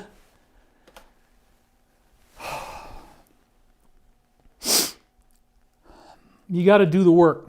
It's work. It's work to take this on. It's work to believe that this is real. It's work to go to bed at night knowing that you're going to wake up in a world where this shit is happening. And I'm sorry. I didn't want it to be like this, and I thought we could work hard enough that it would be quick and easy, that 3 days of darkness would come really, really soon. They were going to do it, but it won't be until they need to. God. And honestly, if you're a spiritual person and you understand that we're all one and that the teaching is forgiveness and love, you got to rise above all the currents of hatred. You got to rise above all the stuff that's trying to tell you to be mean to other people and to hurt them and to threaten them and to lie to them. And that it's okay to organize a little insurrection, you know? Oh, man. I miss one thing to have heard about this stuff in 2009. It's quite another to be here on the ground looking at it and dealing with it And I'm sorry that I haven't talked to you more. But it's overwhelming. It's overwhelming to know what I know and to know that I could lose my channel just for telling you the truth. The truth as it was told to me. I can't prove some of this stuff. Some of it I can. I'm just telling you what I know because I don't want this reality. I don't want to lose that timeline. And we don't have to lose that timeline. The Great Awakening is how we get through this, everybody. We all have to solve the easy mystery. Gosh, okay, I got to stop. I got to stop crying and I just got to get back to work. Okay. Anyway, you saw the picture, you saw the look on his face. That's because of what he was about to do, and he had the hanky in his hand. He was all sweaty, and he ruined that man's life. I mean, I really do. Barry, I'm sorry, buddy. I'm sorry that happened to you, man. I really am sorry. But you got to stop this crap. You got to stand down. We'll give you some breaks. We'll acknowledge what you went through at this point. I don't have the same view of you that some people do. I didn't hate you. I voted for you, man. But this is crazy. You got to stop. God, I'm sorry. I didn't expect to do that.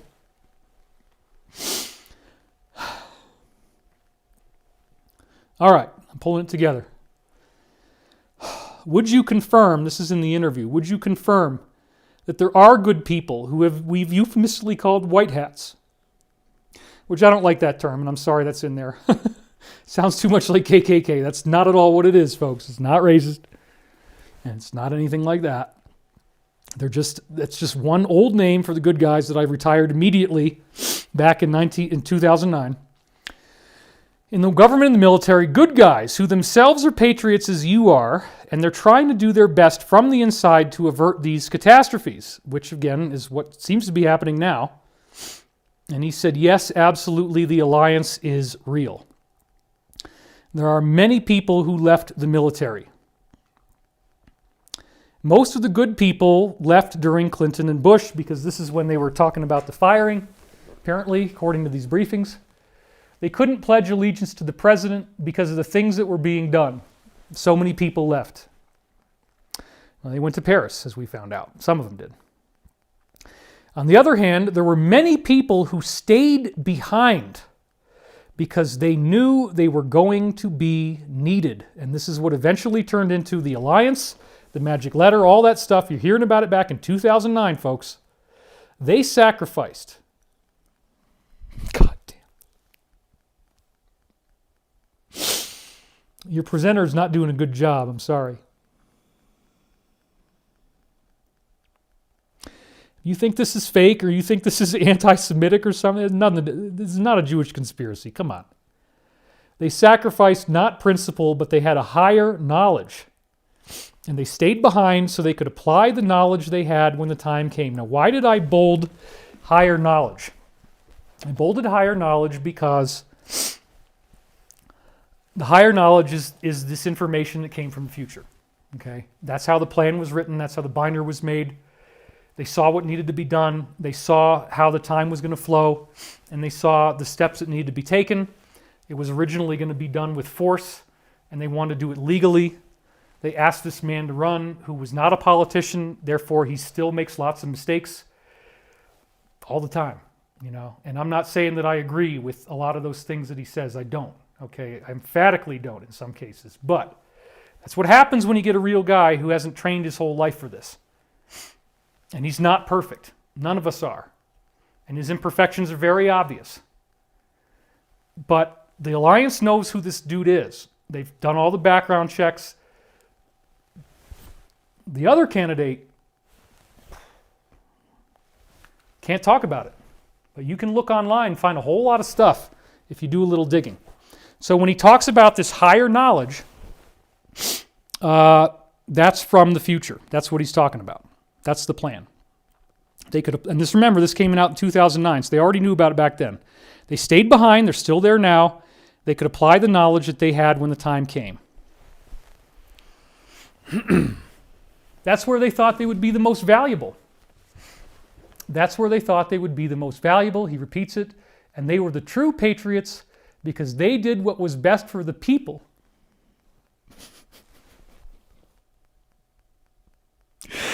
rather than what was best for themselves. Boy, do I know that one. And these are the people who are keeping you informed sometimes, is that right? Some of those people are the people who are keeping me informed. And by the way, folks, speaking as David, they're the same people who I'm working with now on stuff that I'm not going to say just quite yet. Do you know anything or suspect anything about how once the financial system fails, if it does so, what would it be replaced by? Well, up until a few days ago, I would say it would have been replaced by a world currency. This is the briefings he got, okay? And I'm not saying it's going to be a world currency, by the way. But the basic idea of collateral I do agree with. Remember, the last 4 presidents have all been members of the Council on Foreign Relations, which is not necessarily very good. They have openly stated that they're moving toward a one world government and believe we should have a one world government. If we had a one world government, which again I don't agree with, we'd probably have a one world currency. Again, the financial reset is not this New World Order wet dream, so please don't think that's what we're really saying is going to happen. It's not. And it might even be they were smart enough to have a currency that was backed by something real like gold or silver or various metals. That's real collateral. I've always wanted to see commodity-backed currency. So you could have a currency that was worth so much corn or so much wheat or so much of something that was a real tangible thing. Now, he said up until yesterday, that's what I thought it was going to be. But then he was talking about NAFTA, and he kind of trailed off, and it doesn't really go anywhere, what his other idea was. But this concept of the currency being backed by collateral, it's not going to be a world currency. It's not going to be a world government. Okay, that's crazy. Unless it was something very peaceful and amazing, and everybody still had their rights as individuals and states and countries. Maybe we could do it. I don't know. But it sounds pretty crazy to me. I don't think it's a good idea. Unless we're in a totally different world where it's a lot more peaceful. Anyway, currencies being rebooted with collateral, yes, absolutely. That's what we're looking at. And remember, he stated this in mid-July 2009. This is when the interview took place. And it was during this time that he started to brief me afterwards. We start talking on the phone 2 hours at a time. And we're doing this regularly, like 2 or 3 times a week. And shortly thereafter, this article comes out, and it was an inside leak, and everybody has forgotten about it. And in the era that's going on right now, I think it's very important that we look at this again. And I'm almost done, folks, so I thank you for staying up with me on the East Coast. It's now 11:20. You're a trooper. Thank you. Or come back tomorrow if you can wait, I guess. All right. So this was in July, and then this article, this amazing article, came out on Tuesday, 6 October 2009, as you can see here. Now, what does it say? The demise of the dollar. This is UK Independent, very, very credible mainstream media. In a graphic illustration of the New World Order, right? They're blaming the alliance. They're calling the alliance the New World Order. It's such projection. In a graphic illustration of the New World Order, Arab states have launched secret moves with China, Russia, and France to stop using the U.S. currency for oil trading. So here it is. And here's the link, and it still works as of right now. I'll bet you it doesn't work very long, so pause the tape, copy it down, type it in, or we'll knock it into the description field soon. But anyway, it works as of today. Probably not for long. In the most profound, remember, this is only 2 months after Pete said all this stuff.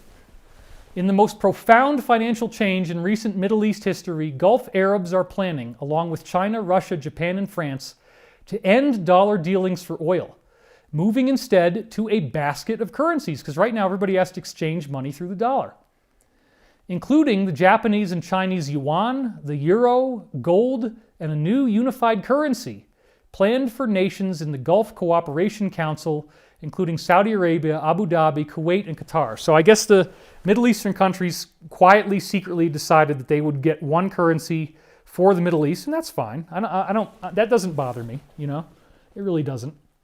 And they don't want to have to change through the dollar, because right now the dollar is the reserve currency, as it's called. Secret meetings have already been held by finance ministers and central bank governors in Russia, China, Japan, and Brazil. Look at what it says, folks. Read that. Secret meetings. This is The Independent. This is a very credible publication. Secret meetings have already been held by finance ministers and central bank governors in Russia, China, Japan, and Brazil to work on the scheme, which will mean that oil will no longer be priced in dollars.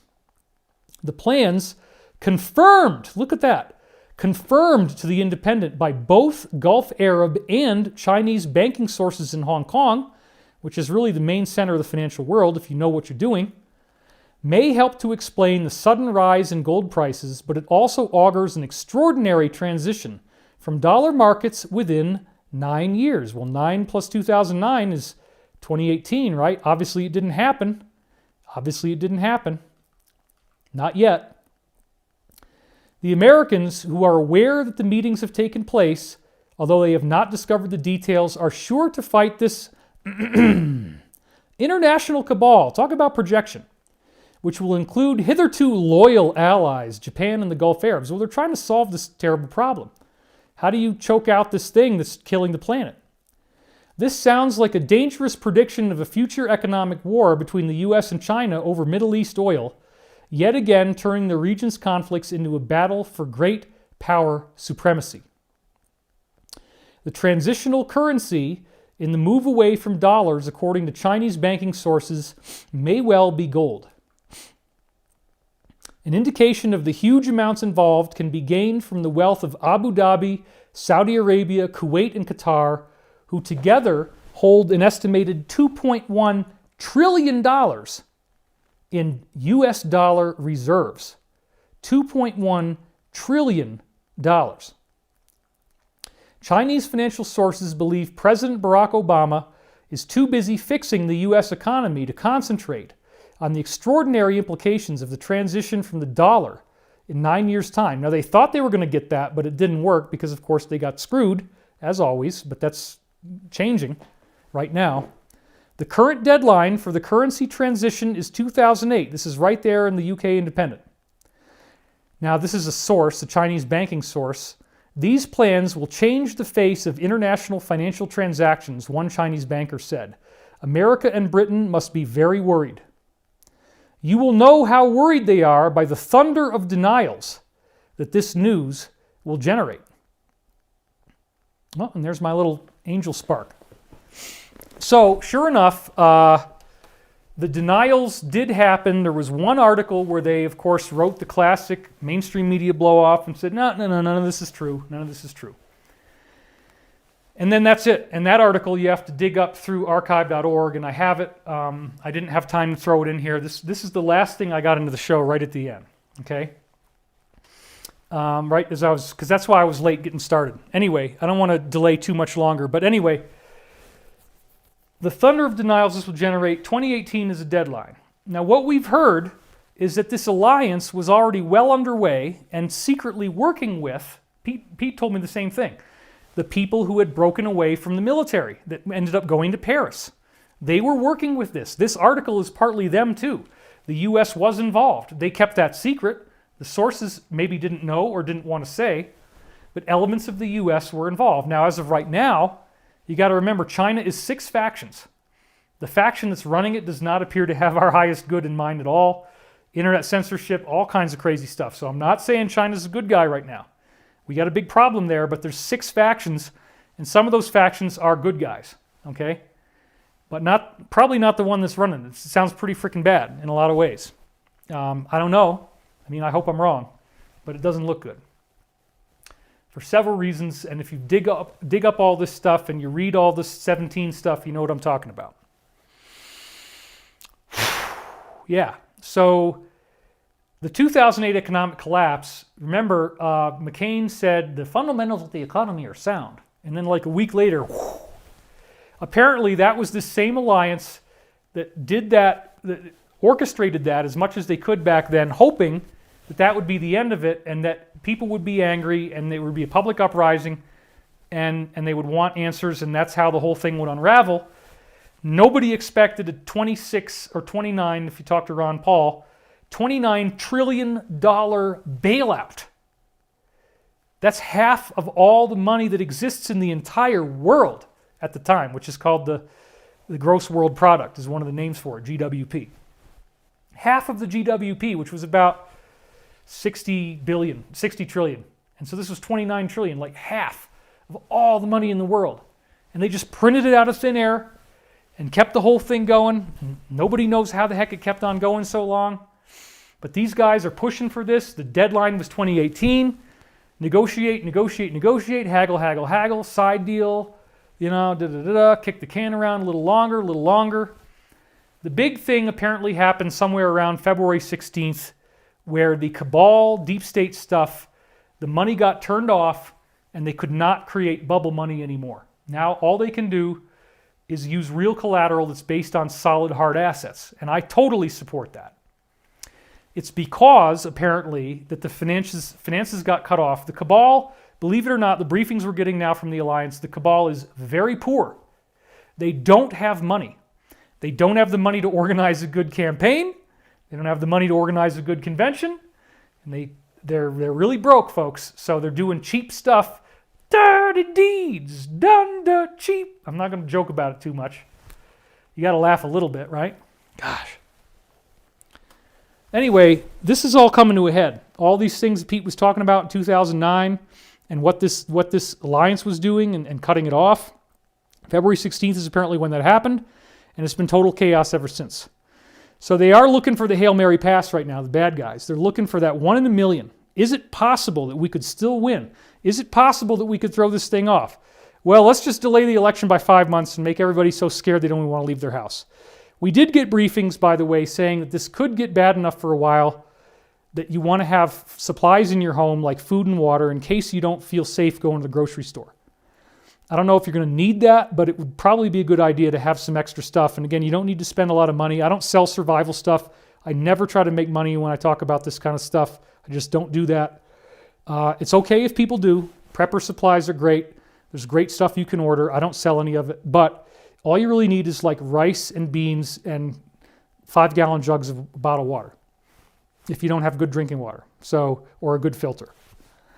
So yeah, 9:30, we're doing really good here on time. I didn't want to go much longer than this. All right, back to the slides. And this is Peterson talking again. And I asked him this question, do you think there's ever going to be a disclosure that any of this stuff about UFOs or other races not born on Earth would ever get out to the public? And he said, I've been told that a number of the apocalypse films that have come out recently and a number of the science fiction things that have come out recently as movies have been partially funded by the government, like Stargate SG-1, Babylon 5, many, many other examples, Oblivion. I talked about, they show you the spheres, they live, right? Wanting to get familiar in our minds the idea that there might be people at a point of great need on the planet who could come and help us. Well, the ETs can't do that unless you pray for them to do so. That's how you authorize this, folks. You have to pray and you have to ask them. The benevolents don't care what religion you are or if you even have a religion. All they care is that you're a loving person and that you pray. And whatever you think God is, whatever that means for you, you pray to that, whatever that is, and you ask for help. And now they can do a heck of a lot more. And that's part of why the meditation effect works so well, because that is definitely a form of prayer. And so you get this weird discontinuous effect where the planet gets a lot better. So they're preparing us for the idea that these beings might show up who could come and help us. And I think that's actually going to happen, honestly. There might be some kind of divine providence that would help as well, and that's what we're going through now. I've heard, kind of through the grapevine, that I know Reagan was asked to disclose such things, the truth about flying saucers and alien people. I know JFK was asked these things and said he would do something.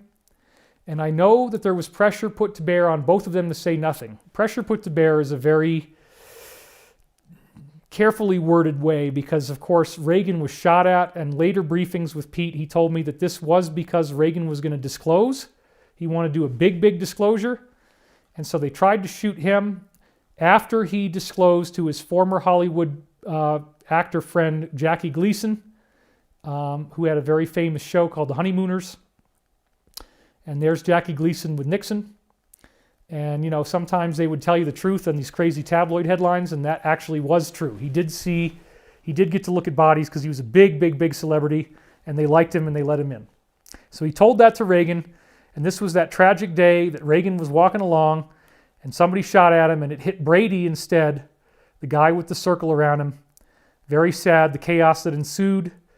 And I don't want to show these images for too long because they're pretty upsetting. That's Brady as he fell. He didn't die. He was brain damaged. And so they commended him, and as well it should. Now, Reagan did spill the beans. He let a little bit slide at a screening of the movie E.T. with Steven Spielberg. I showed you this before. He just stood up and looked around the room. This was Reagan, almost like he was doing a head count. And he said, "I wanted to thank you for bringing E.T. to the White House. We really enjoyed your movie." Then he looked around the room and said, "And there are a number of people in this room who know that everything on that screen is absolutely true." And people saw this. Now, how did they know that? Well, because all this Black Ops classified stuff was well underway by then. And we talked before, Peterson also told me this, around 1985-ish is when this gigantic spherical, almost like a moon-sized object came into our solar system, artificially powered with beings inside, that they called it the Seeker. And it had a door that opened up on it that was like 800 miles wide, and all these little ships came out. And apparently, according to my uncouth, sometimes uncouth friend Jacob, he said they were a bunch of, what did he say? They were a bunch of a-holes on a pleasure cruise, and we told them to F off. That's how he framed it. That's the intel I got on what the Seeker was. So there's going to be really, really big stuff that we're going to learn. When we find out how big the ET crafts are, how many of them there are, that there's all these different civilizations that are around us right now, hiding out on the backside of the moon, hiding out on other planets and moons, hiding out under the Earth. UFO sightings are commonplace, and they're not all people from the future. They're also extraterrestrials.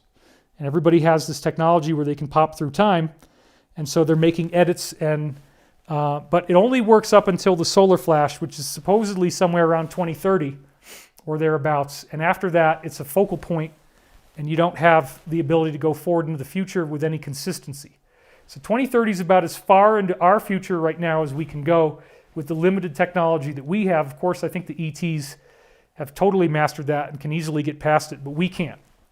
So nobody from the future is going to be newer or more future than 2030, who's actually doing this stuff with the QCDs and the trips back in time and building the plan and all that kind of stuff. Okay, last little stuff here. Let's go back to the slide once more. I know that the current president, which was Obama at the time, I don't know this, I have heard that the current president was planning to make a disclosure announcement later this year or late in the year. And Kerry said, "Are you willing to say the date?" Which he had already given us. It was November 17th, I believe. I know a date that I actually forced myself to forget the date because I never wanted to release it because I knew that would ruin it. He says, "I knew a date that I was told, and I can tell you the same people who told me that date told me the U.S. currency would fail in 2001 when they ordered me to move here."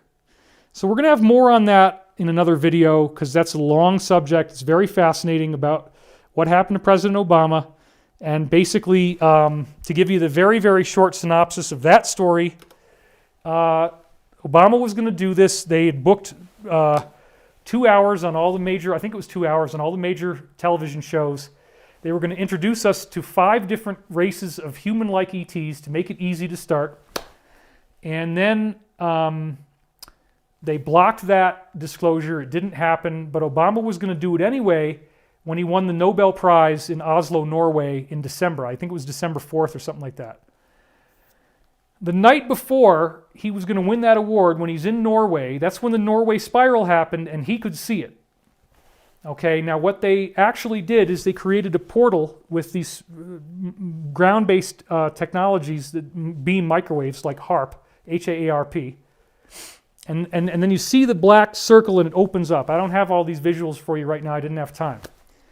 What I heard from Dr. Stephen Greer at a conference was that they told the president at the time, Obama, if you do this, if you talk tomorrow, what would happen if one of these opened up in front of Air Force One and you went through it?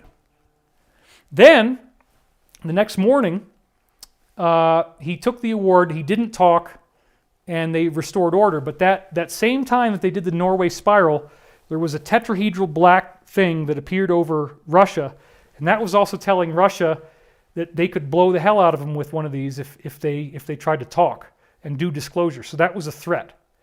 That thing, by the way, it's like the TR-3B is a balloon. It's a triangular balloon, like an aircraft carrier. But then you can make it into a tetrahedron by knitting 4 of them together and filling it up with more air. And that's what that actually was. That's why it was kind of floating in the air, because they are balloons. But you can park a whole bunch of cool spaceships on them and stuff. That's one of the things we're going to learn about when we get disclosure, is these flying platforms. So they use that to threaten Russia. And there's some great footage of the Russian tetrahedron, and again, the Norway spiral. And then, about a year later, out comes this television show called The Event, where there's a black president. The first scene at the beginning of the show is that he's got this woman who's an extraterrestrial, and he's about to tell the whole world that she's extraterrestrial from another planet. And then in comes an airplane, and right as it's about to hit him, it goes through a wormhole. And it never hits him, and they run, and everybody's screaming. That was a direct allusion to the threat that they made the year before, as I heard about from Dr. Greer. I was amazed when I saw the show, and I wrote a whole bunch of articles about it on my website back in the day. We're almost done. I hear my phone going. It's probably my wife telling me to stop, but we're very close now. Okay, so this is the last thing I want to tell you because it's super, super important. My first disclosure, when I put it in writing of the things that Pete Peterson was telling me, came on September 11th, 2009. And it was in this article, and I took a picture of it on my website today. Awesome New Disclosure Videos, September 11th, 2009. So what I was doing is I was releasing stuff that Pete had told me. Here's the link if you want to go look it up.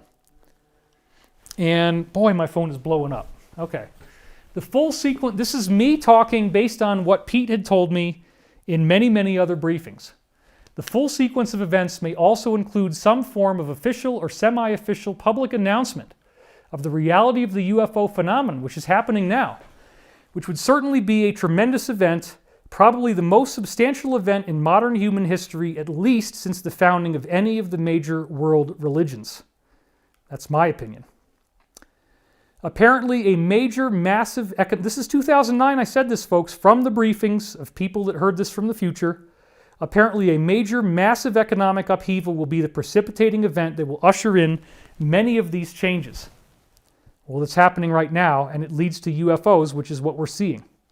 Nonetheless, it appears that this will primarily destroy the most corrupt elements of our financial infrastructure, and what comes in the aftermath is very, very positive for the rest of us. So this is nothing new. Everything I told you in 2009 is happening now, folks. This is the conclusion. And then I wrote this other article on September 26th, them pesky time-traveling dinosaurs. I like to be a little funny. And this is what I said in that article. So it's not very long after, just like a couple weeks later. And I said, there may well be an official government announcement of 5 different extraterrestrial species that are human in nature. This is what Pete was saying, who we've been interacting with for over 100 years on an unofficial secret basis. That announcement could come at the same time that we have this restructuring of the financial system. Look at it. There it is. Black and white, 2009. Both of these things are starting to happen. We obviously haven't gotten the big disclosure, but, you know, financial system, all that stuff, it's very, very accurate. That would be extremely interesting. Let's put it that way. And then the person who was interviewing me on the radio at the time said, wow, it certainly would take your mind off the money for at least a moment. Well, yeah, I mean, think about it. That's exactly the point, isn't it? And then they say, yeah. I forget if it was a man or a woman. It's a long time ago. So with the collapse of the financial system, this is from my article, you can go look it up. With the collapse of the financial system and the restructuring to a new order, you're going to have a lot of really juicy stuff come out at the same time. You're going to have new technology which will stimulate industry. And don't forget now, the military-industrial complex is very much tied in with aerospace technology. What do you think is going to be the natural response of most people once they find out there's ruins on other worlds from other human civilizations? So I just brought this in there to show you another example of how they started to tell you the truth through fiction. The movie The Last Mimsy had this box, which is very, very similar to the Orion Cube that came from Roswell, and that's the point. And it did allow them to talk to beings in the future. who could then create a conduit, and ultimately the kids go to the future and portal there. And again, this is the cube that I was talking about. So if you've been waiting a long time to see that, this is what it looks like when it's open. And then the hologram on the top. This is from Dan Burish. So I also talked about the movie, the Contact, the movie.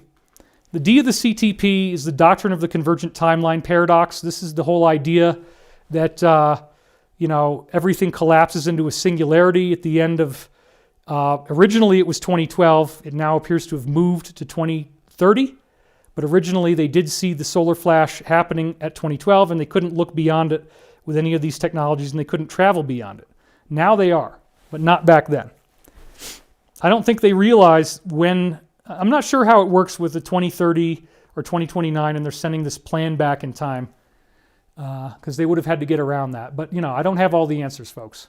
That's the Project Looking Glass thing, where you have the barrel-shaped thing with the water. If you see those white posts, a human being would be almost not as tall as they are, but pretty close. So it's a gigantic object. And then when they stand there, it starts showing you in that amber-colored fisheye lens distortion what the person's pineal gland is seeing, and you can look into the future or the past and get a view of what's going on. And so the real question, as he was saying, is which future do we choose? And that's where I want to end this with tonight. I want to do a brief meditation with you guys because, hey, it's a technology and it works and we need it. So let's close our eyes. Let's put both feet flat on the floor if they're not already. Or maybe you want to lie down if that's comfortable, especially if you're on the East Coast. Take a nice deep breath and let it go. And take another nice deep breath in and let it go.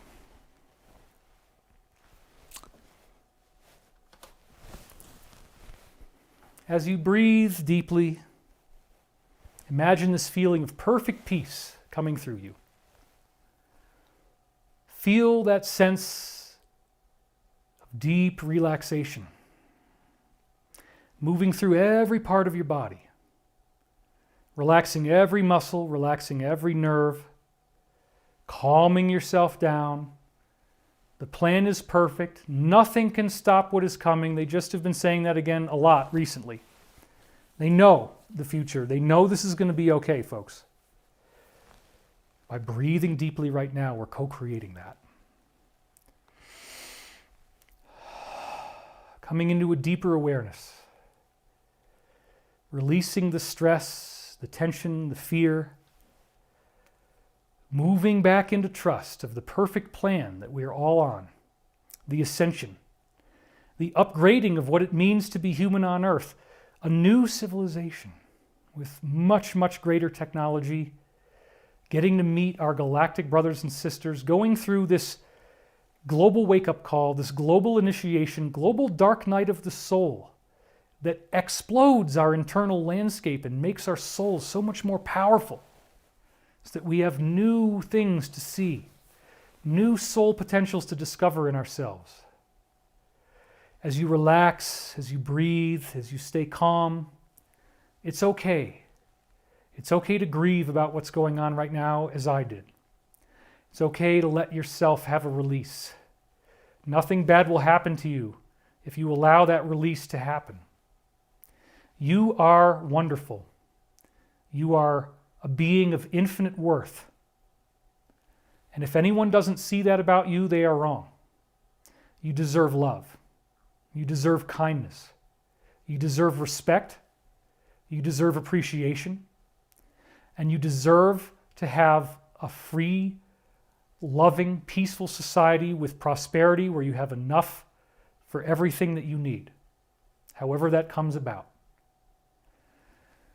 We send our loving thoughts to all the members of the military in this country and in many other countries who are working to free our planet from some very dark things that have not exactly been made public yet, but we're starting to learn.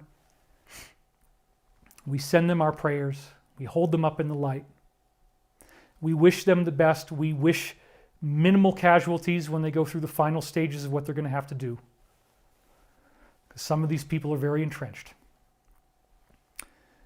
We ask that all of these processes be guided in truth and in love and in peace, that the people making these executive decisions are guided on the principle of brotherly and sisterly love, unity, not separation, a global understanding of how we can turn this around, heal the planet, clean up our garbage, get our hover cars, start going out there, start meeting all of our friends who have been waiting so patiently for us to go through this mass global awakening. My name is David Wilcock, and I thank you for being here with me today and for participating in this meditation. I ask that you continue to meditate, and I ask that you pray whatever feels good to you. If you have any belief in a higher power, pray to that higher power for guidance and for protection and support for the earth. This will work.